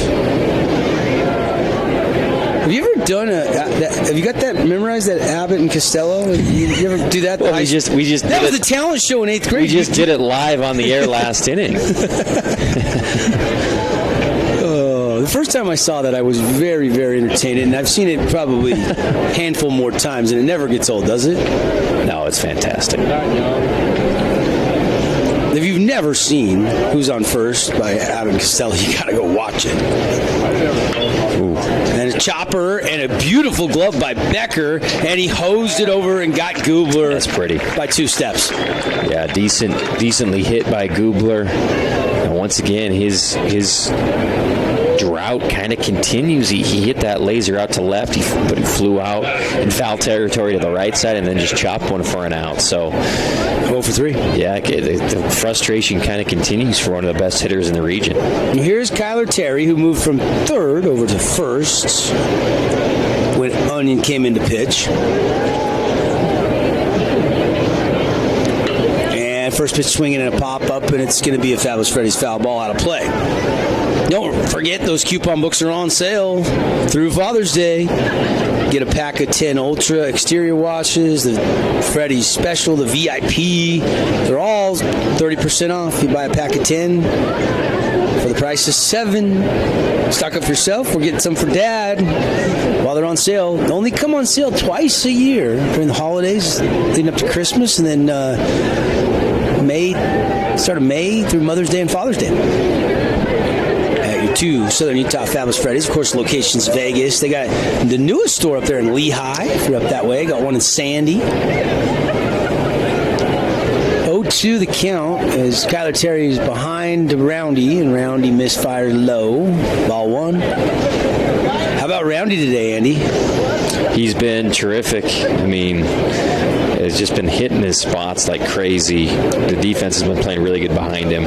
Just kind of a typical Roundy performance so far. 5 1/3, 86 pitches, scattered 5 hits, 1 run, struck out 4, walked 1. And there's another Team D Auto Sales strikeout. Down goes Terry. Yeah, just frustrating at bat there for Terry. Just soft and away, and he couldn't lay off. And Roundy just elusive tonight throwing the ball. Here is Willie, who's now catching. Willie 0 for 1 officially. Reached on an air and grounded out to first. It was a sack. I'm trying to think in the third what Willie did. I think he reached on an air, but it was stranded at third, if I'm not mistaken. Can't read my chicken scratch. 5-1 Panthers lead. 0-1 to Andrew Wilson, the freshman. Roundy had him check his swing. Did he go? Yes, he did. Strike 2.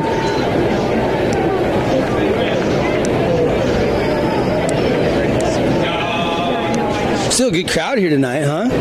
For this interregion game. Yeah, right. Beautiful night. A little hot today, but this is perfect time to watch a baseball game for two Southern Utah squads. Yeah, it was a high about 96. Right now, probably 87-ish. The sun has went down.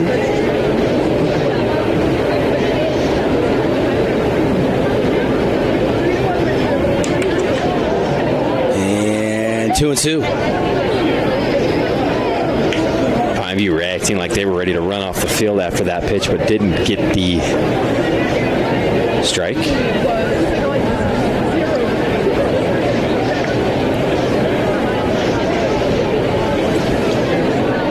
And the 2-2 delivery. Willie checks his swing. Ball 3, full count now to Andrew Wilson.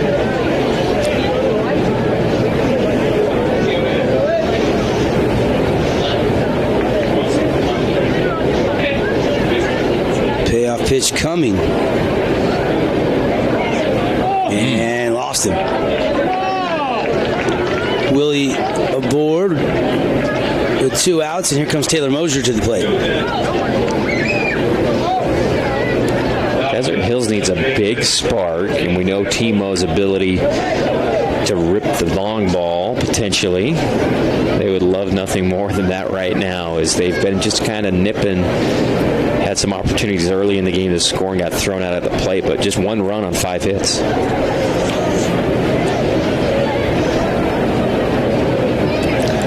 Roundy kind of staring over at first. Now he comes with the pitch, and it's high, and Mosier ducks underneath it.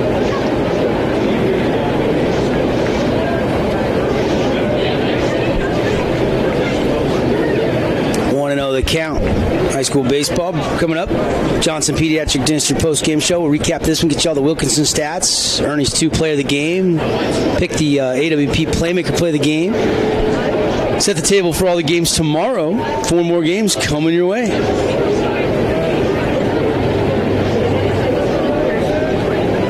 Starting at 11 a.m. Nightcap should throw out right around 7 a.m. And swing and a miss for Mosier. We got behind about a half hour today, but not too bad. Yeah. Been pretty good on pace. Canyon game kind of went a little long, put everything else behind, but everything flowed pretty smoothly today.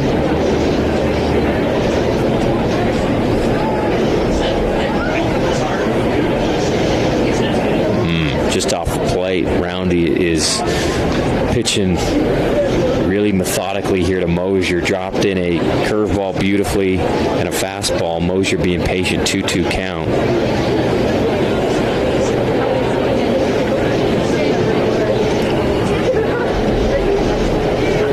And a swing and a shot, and that's pulled, and it is deep, and it is far, but it is foul. Oh, mama.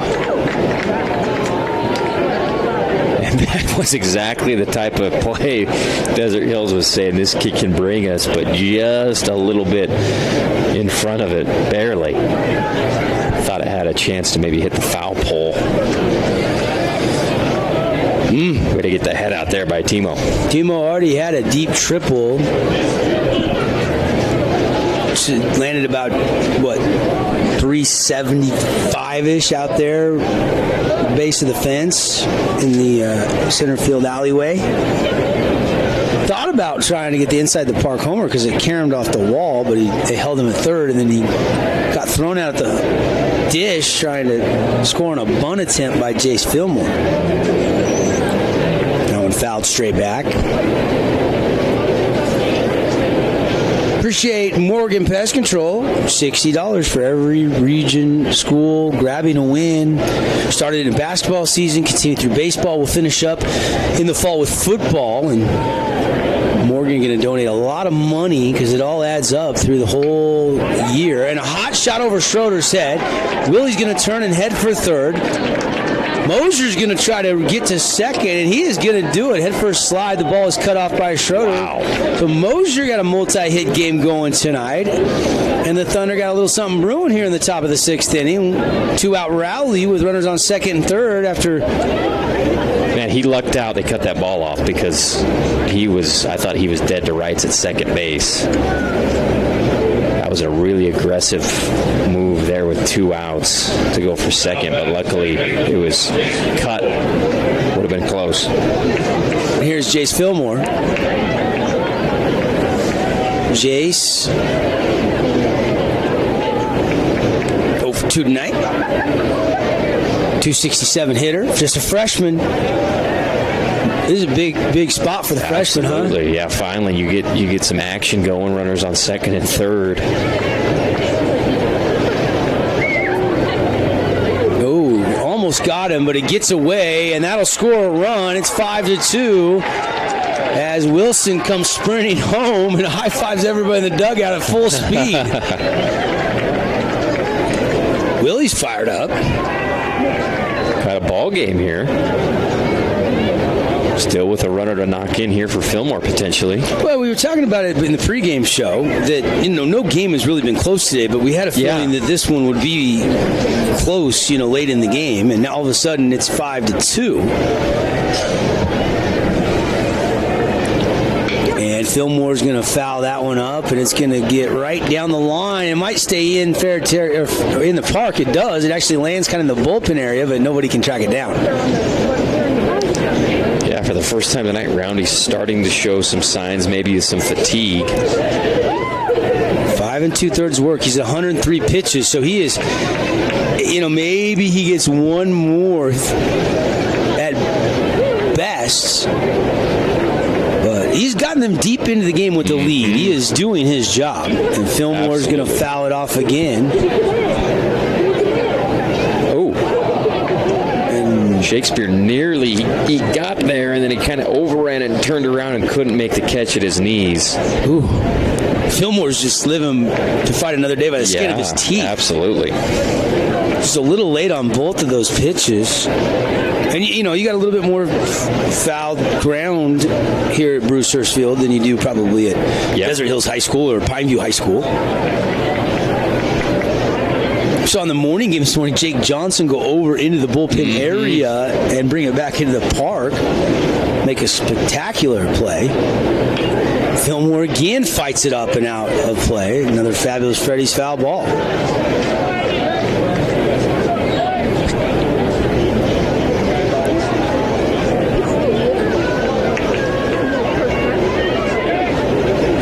Rowdy wants to switch a ball. Is this the 7th or 8th pitch in this at bat to Jace Fillmore? 2 balls in the wild pitch was 3. Foul, foul, foul. So this is pitch 7 coming, I believe, from Roundy. I might have missed a foul. Might be 8. And Fillmore, this time, blooper, hanging, charging it in and going out, and it's trouble. Wow. An RBI single by Jace Fillmore. That's a dirty bomb, and it's 5-3. Pineview's lead is shrinking. Amazing by Fillmore, just doing, puts it in play in a key situation. 2 outs. They bring in a run before that, and then that one brings in a run. Desert Hills making it interesting here with Daniel Onion now coming up to bat. So they score on a wild pitch. Then a RBI single by Jace Fillmore, and all of a sudden this game tightening, Andy. Yeah, as expected, and it looks like Roundy will probably be his last batter he's able to face. Daniel Onion, who takes a big hack at the first pitch for strike 1. And all this happening with 2 outs. Yeah, Mosier.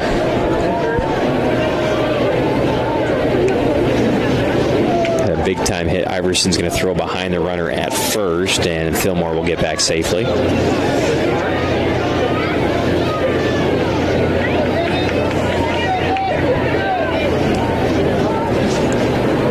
Three runs on 7 hits, 4 errors. 5 runs on 5 hits, 2 errors. The line score right now for each team, brought to you by Wilkinson's.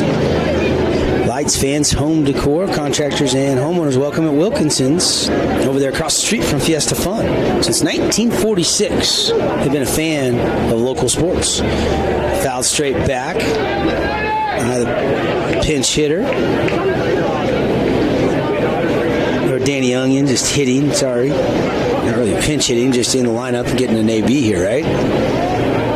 Yep, that's right. For Bean. Yep. Bean was lifted when he came into pitch.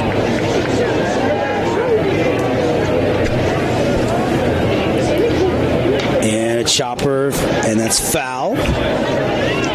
Count will stay 1-2 to Onion.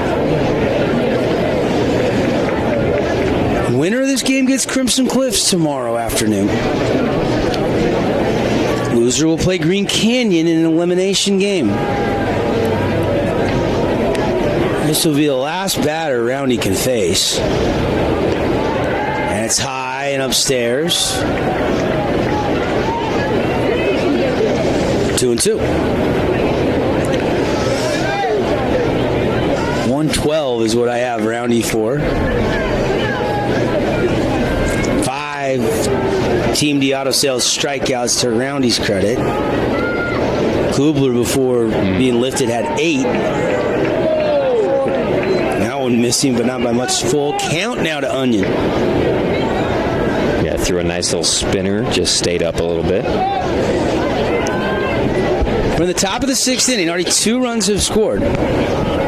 Thunder got 1 in the 5th. They've added 2 more here in the 6th to cut this to a 5-3 Panther lead, and Onion is aboard. Wow. And here comes Coach McClellan, I believe, and that'll be it for Brock Roundy. What a game for Roundy. Obviously a big inning here potentially for Desert Hills with 2 outs. They've put it on them, but...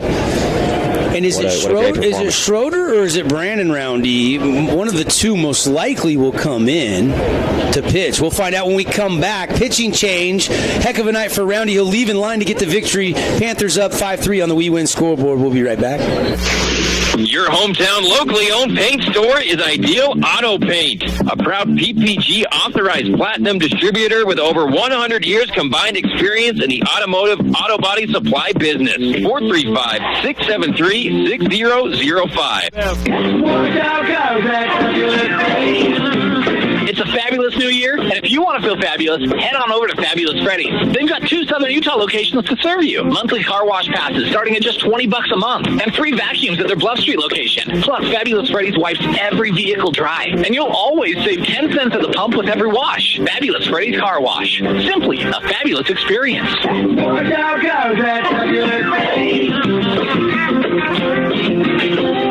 The real estate market in Southern Utah is booming. Before you sell, talk to a Red Rock real estate agent to see what your home is worth. You may be surprised. If you're looking to buy a home, check out all their listings at redrockrealestate.com. Go to the best real estate company in Southern Utah 2 years in a row, Red Rock Real Estate. Ernie's 2 Sinclair stations want to wish Region 10 athletes the best of luck this season. And stay tuned for the Ernie's Player of the Game. Don't forget to grab an Ernie's reward card that allows you to save on fuel and earn points for every $1 spent in store. Get your card today. Ernie's, St. George, Hurricane, Cedar, and Beaver. Tonight's game is brought to you in part by Interior Design Center.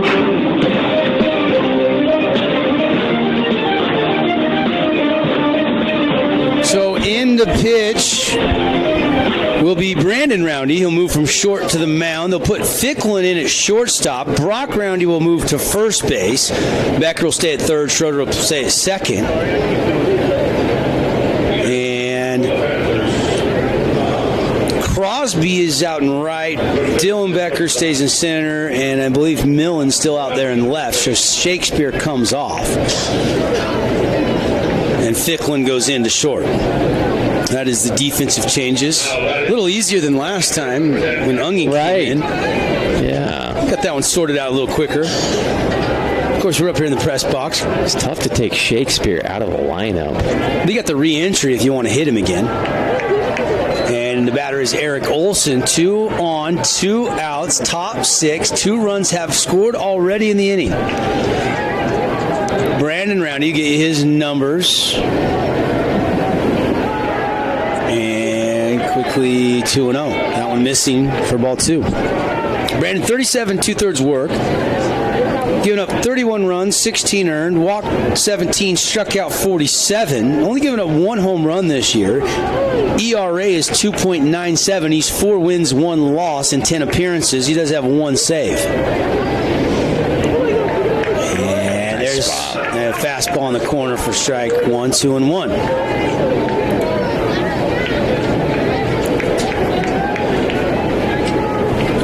Cole Roundy. Daughter played softball at Pine. She's playing out at a school in Iowa, and it hits Ungin. And that is costly, and they're out of the inning. I think it was going to be a hit, Andy. Yeah, that was a really hard hit ball to the other way by Olson, who's been smoking it. You got to jump out of the way. Hits Onion, yep. Was he looking at the ball, or was he just running and it just got him? I don't know if he even saw it. Well, tough break for Desert Hills. Yeah, chance there to maybe cash in, because I think that was going to get through the right side. It hits Ungin. He is out. Olson maybe got robbed of a hit by his own teammate, but they've tightened things up. We go to the bottom of the 6th inning, 5-3. Panthers with the lead here on ESPN Radio and KSLSports.com. It's time to make time to play the majestic Sky Mountain Golf Course. Take advantage of the Sky Mountain radio-only special. Play 18 holes with carts, get lunch and range balls. It's all included for just $49 per player. Call for tee times and all the details at Sky Mountain Golf Course in Hurricane. This is Parker. This is Jason with Team D Auto Sales, supporting local sports for over 20 years. That's 2 decades. Come to Team D Auto Sales at 488 East St. George Boulevard or TeamDAutoSales.com. Yeah! Team D, Team D. This month, InfoWest would like to give all new customers who sign up for InfoWest high-speed wireless internet $100. This is a limited-time offer for new customers only. For details, go to InfoWest.com. Isn't it time to come home to InfoWest? The internet people. I asked Grandpa to go in the backyard and play catch. He says my back's been killing me. So you know what I did? Research. There is a clinic right here in St. George that can help Grandpa. They're called Anodyne Pain and Wellness. They can help you too. Look them up on your smartphone. Tonight's game is brought to you in part by the East West Clinic in St. George. Well, a little base running mistake by the Thunder probably cost them a run, maybe a chance for more, because they were really rallying there with 2 outs. It hits Danny Ungin running from first to second. I mean, he's just running to second, never saw it. It hits him in the foot, and he's out. Yeah, brutal. As Olson staying hot, rips a laser beam, and Onion just doesn't see it coming. Ends the inning. So 5-3, bottom 6. Panthers with the 2-run lead. Danny Ungin will rock fire, and Barney will foul it up and out of play. High school baseball brought to you by Buck's Ace Hardware. Stop by Buck's this spring and summer for all your power tools, your grills, best gun department. 3 Southern Utah locations, Hurricane, Dino Crossing, and out there, the newest location in Santa Clara. Another foul straight back, strike 2. Appreciate Luke Udy, American Family Insurance. Get a free quote. Home Auto Life Insurance, 435-251-9102. See how much Luke can save you. Bender doesn't bend, ball 1. You don't think about shopping your auto insurance, but every year or two, it's probably a good idea to get a quote from somebody else. Make sure you're not paying too much. And Onion downstairs, 2-2. Big full now, 3-2. After that ball. I missed one, you're right. Payoff pitch. High, lost him, Barney aboard. Big win there for Pineview to get Barney a Nets on fire walk, and now you got the top of the order. Luke Iverson will have a speed-up runner over for Pineview, number 16.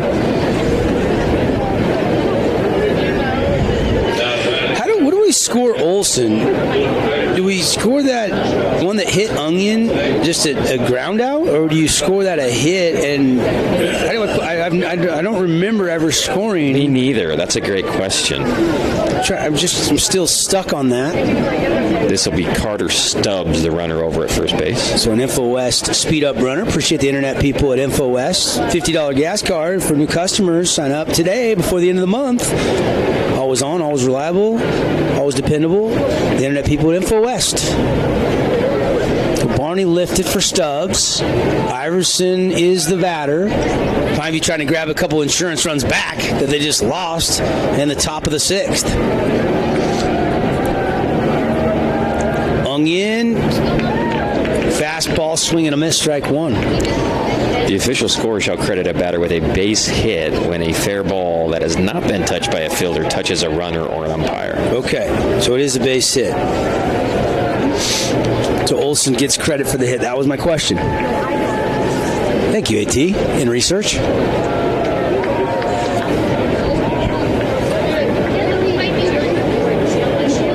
That one missing, 1-1 the count now. Just a bit outside to Luke Iverson. Stubbs, pinch running at first.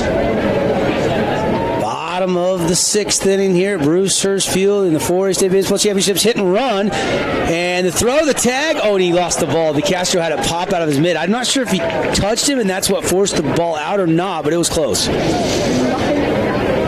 But Stubbs has swiped second. Is that Hunter's little brother out there? Of course, Hunter was a 4-year starter. Right. Before graduating last year. I'm guessing that's his little brother. Iverson. 338 hitter at the plate. Now he's got a chance to maybe drive in a run. And a pop-up. And it's going to get near the dugout of the Panthers. And it pops out of the mitt of Willie. Kubler almost caught the ricochet. And Iverson has new life. Well, we've seen that a couple times where they've kind of got to the boundary and then it kind of comes back on them towards the field and they can't react to make the catch. Good effort, though, by Willie. You know, I go back to when Onion got hit on the base pass. It wasn't as bad as the time I was playing in the Coral Canyon Amateur, and I was on hole number 12, and I hit a rock. It ricocheted off the rock, came back, hit me off of the shin. I induced a 2-stroke penalty for hitting myself, which they've now changed, I believe, and I made a quadruple bogey on the hole. I feel you, Danny. Yeah, that's not near as bad as that. At least Olson got a hit. I just hit myself and got a 2-stroke penalty. 2-2 the count now to Iverson. Stubbs is at second. Pineview got 1 in the first, 2 in the third, 2 more in the fourth. Trying to add to that 5-run total. Lead is down to 5-3. And it gets loose. Oh, Willie, runner's going to go. He's not going to throw it down. And Stubbs will take third. Knocked it down just once it was on the dirt right underneath his legs. He turned around and just couldn't find it. It was just long enough for Pineview to take the bag. Well, obviously, Andrew Wilson's played a lot of catcher in his young career. He's only a freshman, but I haven't seen him catch this year. No, me neither. Every game I've done, it's been Dean the entire way. But the pitch lost him. Iverson aboard. So he's walked 2 in a row here in the inning. Barney got the first walk. Stubbs stole second. Got over there on that ball in the dirt to third. And now Iverson puts runners on the corners here with nobody out. And Panthers, they've re-entered Andrew Shakespeare, the re-entry rule. So Shakespeare is back into hit, right? That's Shakespeare, Andy? Yes. He came out defensively, but they won't hit. They're not hitting Crosby and Wright, and they'll probably lift Ficklin at short, maybe? Or can he still hit? But Shakespeare takes strike one there, and Iverson swipes second, no throw. Onion off-speed pitch stays way outside. 1-1 the count. Musgrave pitched a lot of innings. They got Turner that could be the next guy out of the bullpen. In that 3-game series with Cedar, a lot of guys pitched. Obviously, Irvin pitched in game 1. Musgrave and Gubler pitched most of that game 2. And then who pitched most of game 3? Mosier started that game, I believe. And then they kind of went to the bullpen and pieced it together. Yeah, several. Gubler pitched that game. Onion, I thought, pitched an inning in that game.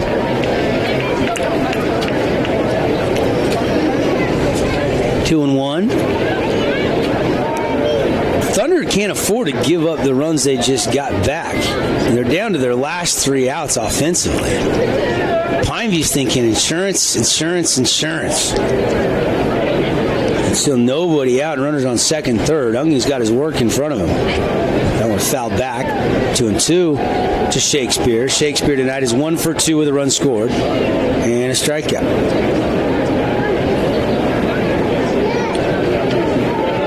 Brandon Roundy on deck. And then Brock Roundy will be in the hole, and he's 2 for 2 with 2 RBIs tonight and a walk. At the heart of the order coming up for Coach McClellan in Pineview. And full count. That one missing. Ball gets away. Willie wiping the sweat off his hands. It's hot down there. Probably sweaty. Could have been disastrous. Good backup over there by Fillmore at second. Well, luckily, the infield's in anyway, so even if they try to run, probably not a good idea. With Fillmore in, a swing and a pop-up, maybe deep enough to try to tag up. Ranging over Irvin. He'll catch it. Here comes the tag. They'll throw to third. Run will score. The throw on the money, and they hose him at third for out number 1. Wow, Iverson, what a throw by Carson Irvin. Are you kidding me? Kind of fading backwards towards the gap, somehow just turns and firebombs it to Gubler, who applies a beautiful tag for an out. Wow. That's why Coach Fate now wants Irvin at Dixie State. Plays like that, huh? Amazing. The speed to track that down, and then the arm. Obviously Irvin pitches at the high school level, but I think he's more of an everyday center fielder at the collegiate level. Yeah, you're right, and that's they'll appeal over and say that they did tag. He did wait in time. I thought he actually waited an extra half step. Like I thought the tag to score the run was clearly good, and the officials agree. I was kind of watching that. Hung in now to Brandon Roundy, down low, ball 1.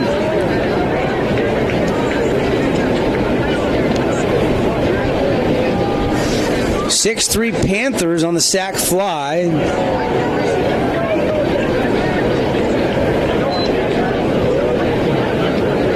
To center field, but then the throw to get that second out, kind of a double play there.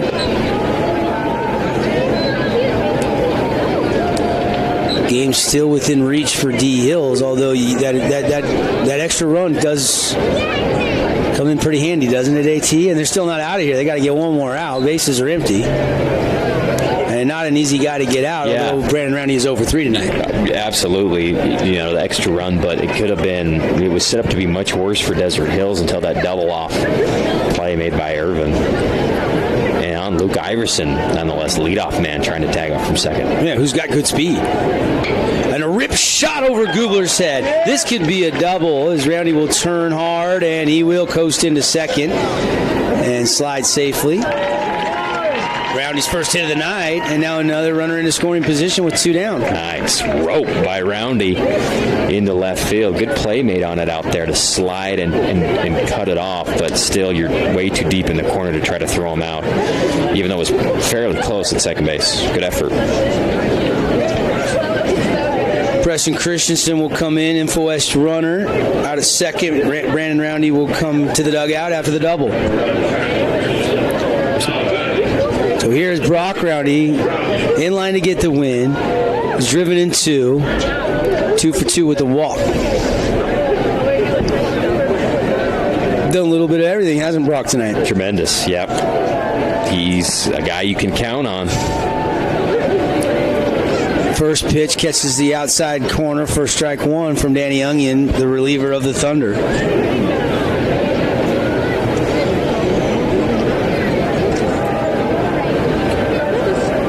0-1 pitch coming here with 1 on and 2 outs. 1 run is already scored in the bottom of the 6th of this scheduled 7-inning game.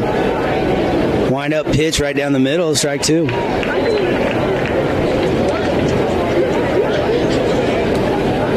Onion is just a sophomore, right, AT?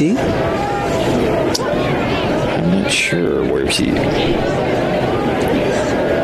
Let's see.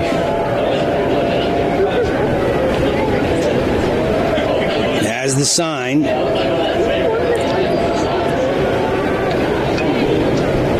And a foul straight back off the bat of Brock Roundy. Count still remains 0-2. 6-3 Panthers. I think he might be a junior, actually. Let's see. Okay, could be. Just haven't seen him much this year, so I wasn't sure.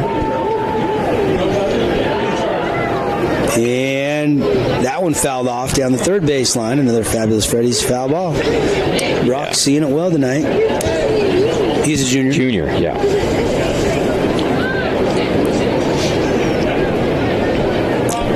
Running out of baseballs. They'll deliver some more to home plate. Kevin Howard, who's behind the dish tonight. 3-man cruise for the state championships. Regular season, most all the games were 2-man crews, and Roundy just stays alive, gets a piece of that. Fouls it straight down into the dirt. Still 0-2 to Roundy. Trying to help himself out, which he has tonight at the plate, in line to get the win on the mound. But now it's up to Brandon Roundy to get those final 3 outs. Can Brock add another insurance run here after his brother doubled? Here's the Onion pitch, and it's roped into center field, and this should score the run. And here comes the throw. Terry will cut it off, and it is 7-3. Panthers got both those insurance runs right back. What a beautiful shot by Roundy, and what a game overall for him as he, like you said, gets the runs back, makes it a 4-run ball game yet again, and that was just a beautiful line drive into center against Danny Onion. Here's Nash Schroeder.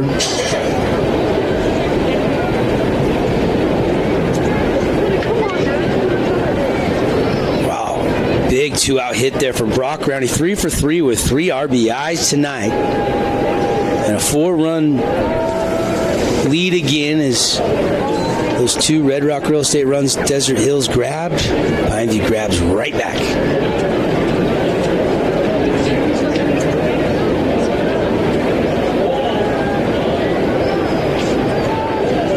Glad you're with us tonight on 97.7 ESPN. Ideal Home and Paint, bringing you our 4A State baseball coverage. Also on the live stream, simulcast, and a pop-up, and going out was DeCastro, and he makes the catch right in front of Cooper Clough, and the inning comes to an end.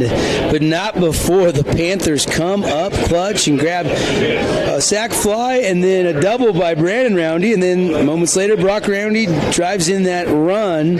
Schroeder flies out.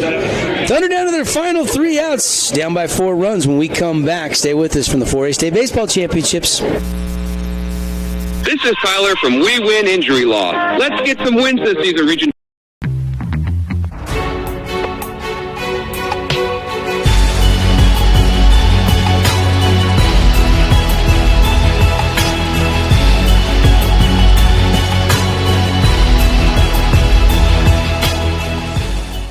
Hey Southern Utah, Tyler here, Boulevard Home. We wanted to take this time to thank you for voting us the best furniture and appliance store in Southern Utah again this year. We couldn't do it without you. We appreciate all the support from you as well as the community for the 47 years we've been in business. So thank you from the bottom of our hearts here at Boulevard Home. We love you and we love Southern Utah.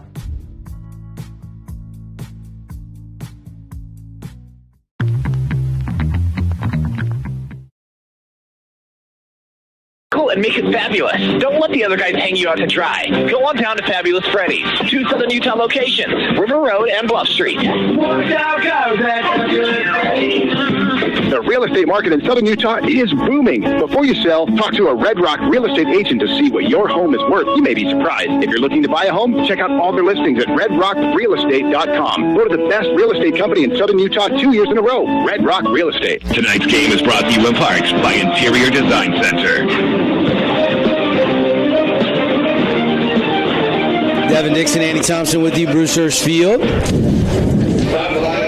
Coming up, we'll have the Johnson Pediatric District post-game show, get you all the Wilkinson stats, hand out our Ernie's 2 Play of the Game, our Appliance Wholesalers Plus Playmaker Play of the Game, set the table for you tomorrow. But first, can the Thunder rally, AT? Yeah, well, good spot to do it. Top of the order to Castro. Made an awesome play to end the inning for Desert Hills in the field. And Brandon Rowney throwing a lot of sliders, curveballs, benders since he's been in the game. 2-0, though, to DeCastro. Cole 0 for 2 with the RBI, sac fly. And that pitch missing 3-0. And not missing by much, just barely bending off the plate there.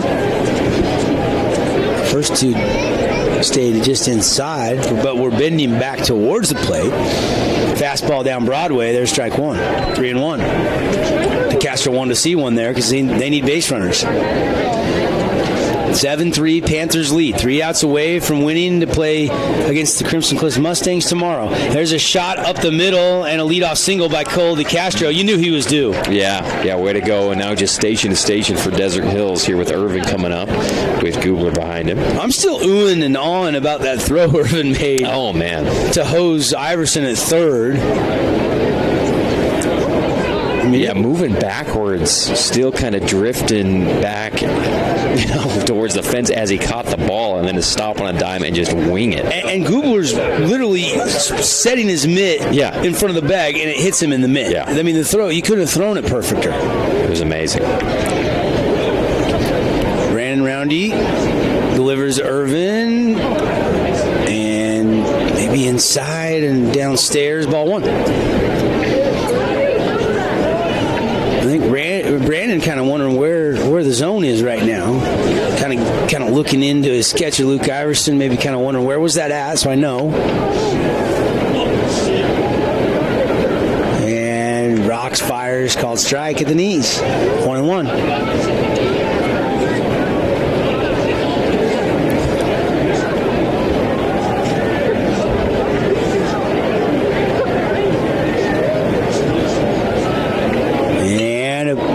Shot hit high into the alleyway, but hanging. And out number 1, can't tag up, wasn't hit deep enough. So the Thunder down to 2 outs, and Peyton Gubler will step in. Again, tomorrow, we'll have Hurricane Snow Canyon at 11 a.m. That'll be our first game of the day.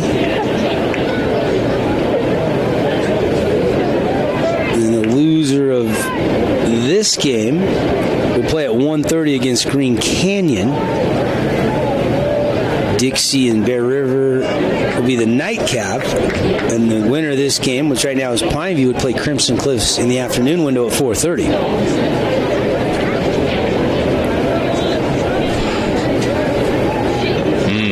Bender, perfect, strike 1 to Gubler. 2 in a row. I mean, he's throwing that almost exclusively here in relief. Oh, yeah, I looked at the bracket. I missed the first one. So 0-2. Goobler behind in the count. Hitless on the night. 0 for 3. Put the ball in play every time, but that one outside, ball 1.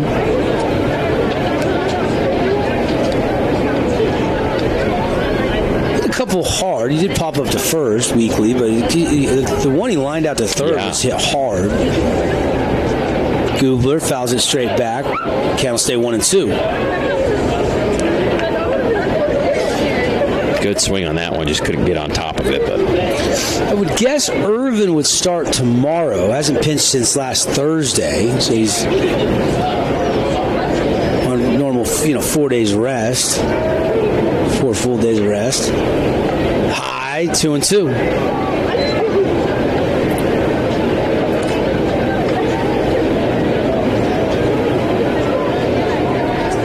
Goobler steadies the bat, sets it. Brandon Roundy, Bender, doesn't come back inside, just missing. It's a pretty good pitch by Brandon right there. Yeah, about as close as you can get. Bending it back over the inside part of the plate.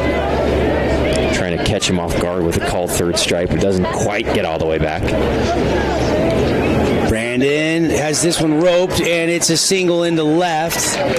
The Castro will head down to second. 1 out single by Goobler, his first hit of the night. Nice shot. Good AB, and hit a liner out there that was caught earlier. This one falls in. Nice piece of hitting by Peyton. So here is Kyler Terry.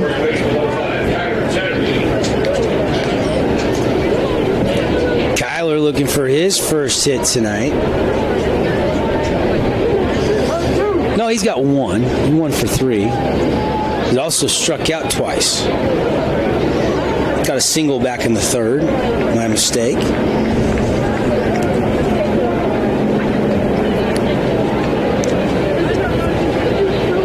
High, ball 1. And tying run is on deck here. So I think you're going to see a pretty patient approach by Kevin Cave and the Thunder batters. Roundy, though, bends that one, catches the outside part of the play for a strike. 1-1 the count.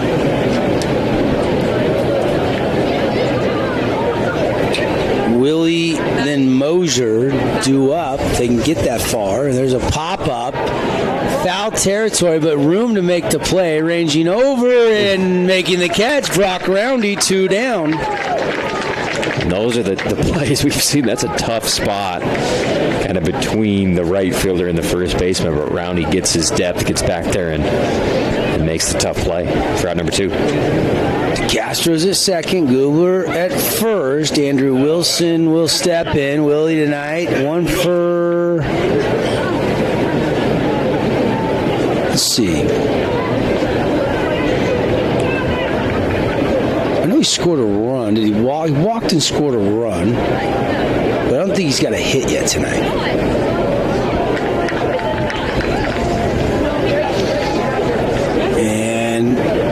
First pitch bends in there for a strike. Roundy's got that slider working, doesn't he?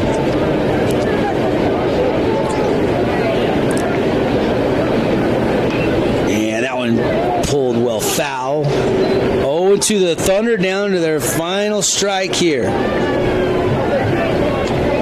Still about 85 degrees. The wind has stopped. Final game of the night here. Final out of the night potentially. And Pineview can secure the victory. They're up 7-3. 2 on, 2 down.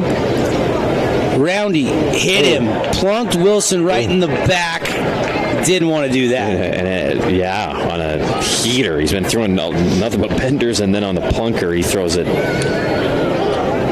right in the middle of the back of Wilson, who just jogs over like nothing happened. And now things get interesting. We've seen 2 grand slams today. A grand slam here would tie this game. And Mosier's been seeing it well. He is 3 for 3 tonight, Andy. He had a triple to the base of the wall, had another double. 3 home runs on the year, I believe, for Timo. 2 or 3, yeah. Hooks the first one, foul for strike one. Timo has 3 home runs, you're right. 17 RBIs. Mosier fouls that one off down the third baseline, drifting out of play. Again, Thunder down to their last strike. Roundy trying to come in and close the door for his twin brother Brock. Brock was brilliant tonight, 5 2/3, maxed out his pitches, scattered 7 hits, 3 runs, struck out 5, and a pop-up. Down the line, twisting foul. Those are just a little late on those last 2. That one hit a little further than the previous foul ball, though. Again, coming up, Johnson Pediatric Dentistry post-game show. Hand out some awards. Get you all the Wilkinson stats.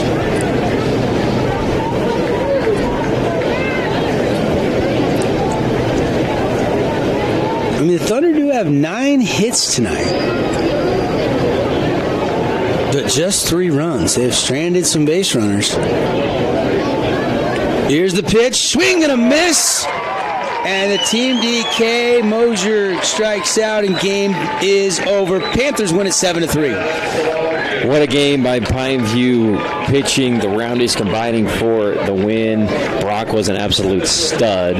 Desert Hills did make it interesting down the stretch, but just didn't have the offense behind Gubler tonight to get the win against the number 3 seed Pineview Panthers. Panthers will play Crimson tomorrow. Thunder will play Green Canyon.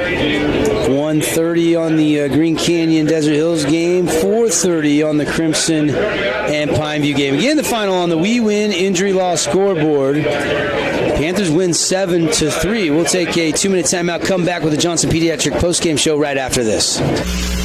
Ernie's 2 Sinclair stations want to wish Region 10 athletes the best of luck this season. And stay tuned for the Ernie's Player of the Game. Don't forget to grab an Ernie's reward card that allows you to save on fuel and earn points for every $1 spent in store. Get your card today. Ernie's, St. George, Hurricane, Cedar, and Beaver. Hey, time out. I've got a loan for you.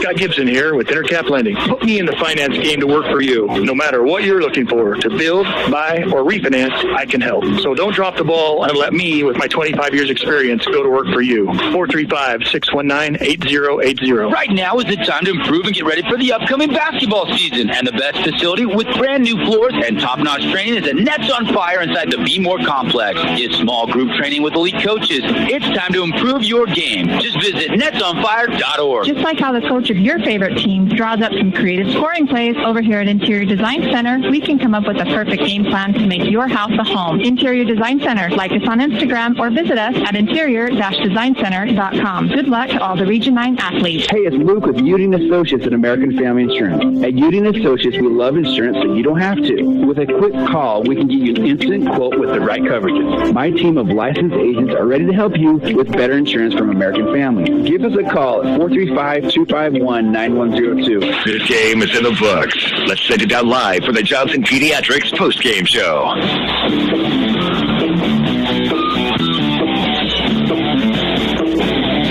Back here, Brucehurst Field, final 7-3. Welcome in as we clean it all up, just like Dr. Cody with all your kids' dental needs.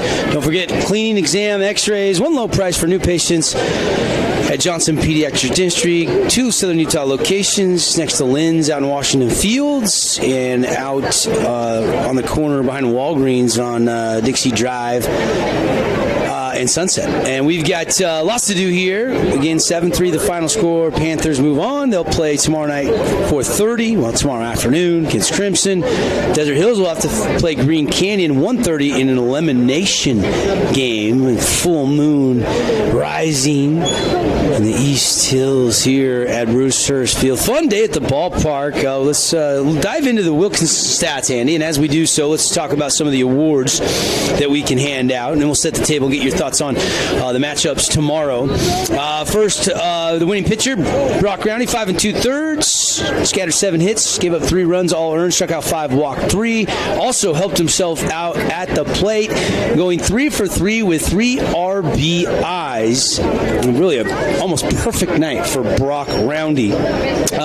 Nobody else had a multi-hit game. Panthers only had the 7 hits. Iverson goes 1 for 2 with a run scored. Shakespeare 1 for 2 with a run scored. Brandon Roundy goes 1 for 4 with a run scored. And Dylan Becker had the 7th hit as he goes 1 for 2 with a run scored. For the Thunder, they out-hit the Panthers, 9 hits. Taylor Mosier goes 3 for 4. The only time they got him out was right at the end of the game with the bases loaded. Olsen goes 1 for 4. Kyler Terry 1 for 4. Peyton Gubler goes 1 for 4. Cole DeCastro goes 1 for 4. He had an RBI. Jace Fillmore 1 for 3. He had the other RBI. The other one came on a wild pitch and was unearned. Losing pitcher Peyton Gubler goes 4 innings, give up 5 runs on 5 hits, and only 2 were earned. The mistakes there for Desert Hills, 4 errors in the game, and Gubler struck out 8 in the loss. Ungen came in on the back end. Roundy comes in from Pineview, goes to 1 1/3, gives up 2 hits, no runs, and seals the deal with that Team DK at the end, and it's a 7-3 win.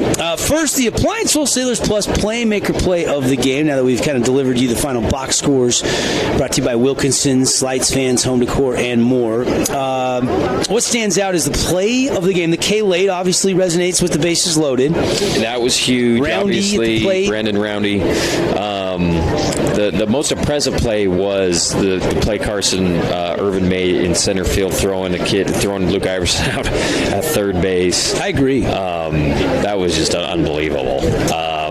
Get some key hits. Brock Roundy 3 for 3 on the game. I think it's Irvin. I mean, I know they lose in the play of the game. If you're picking Pineview, it's obviously the strikeout at the end or yes. one of the big hits by Brock Roundy. He had 3 for 3 night. The other one, I think we should give it to Irvin, but the other big play for me was Becker stealing second and then instantly getting up when it caromed off remember the throw to the second base, it caromed off for a second. He gets up immediately, runs to third, and later he scores. Not a crazy pitch. I mean, it was only 10 feet away, but he was super aggressive and scored to extend the lead. And he was fired up. He was awesome. He was awesome to watch. But I think that play Irvin made in center has got to be the play of the game. Even though they lost, it was the most impressive play tonight. And it was the throw. It was the throw just almost. I mean, if Gubler's hand is not in a mitt on the base, it hits the base. Yes. It was that good. It was amazing. From 100 yards away, Yeah. I couldn't hit my sand wedge that close. Yeah. I mean, just a dime by Carson Irvin. So we'll go with the put out as he hosed Iverson. And that was a big play to kind of keep them within 2 runs. Yeah.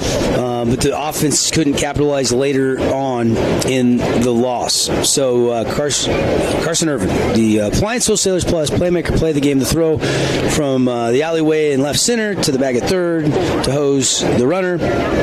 And we appreciate the boys that sell GE, Samsung products, washers, dryers, complete kitchens, ranges, stovetops, water softeners. If you need some appliances for your house, go see the boys. Why pay more? Buy direct and save from the boys at Appliance Wholesalers Plus.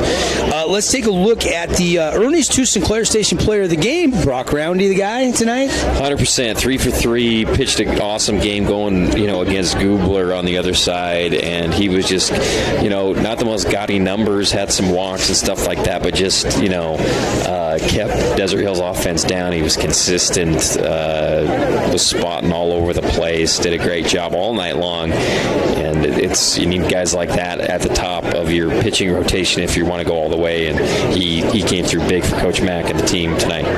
Coach McClellan and the Panthers win at 7-3. We're inside the Johnson Pediatric Dentistry post-game show.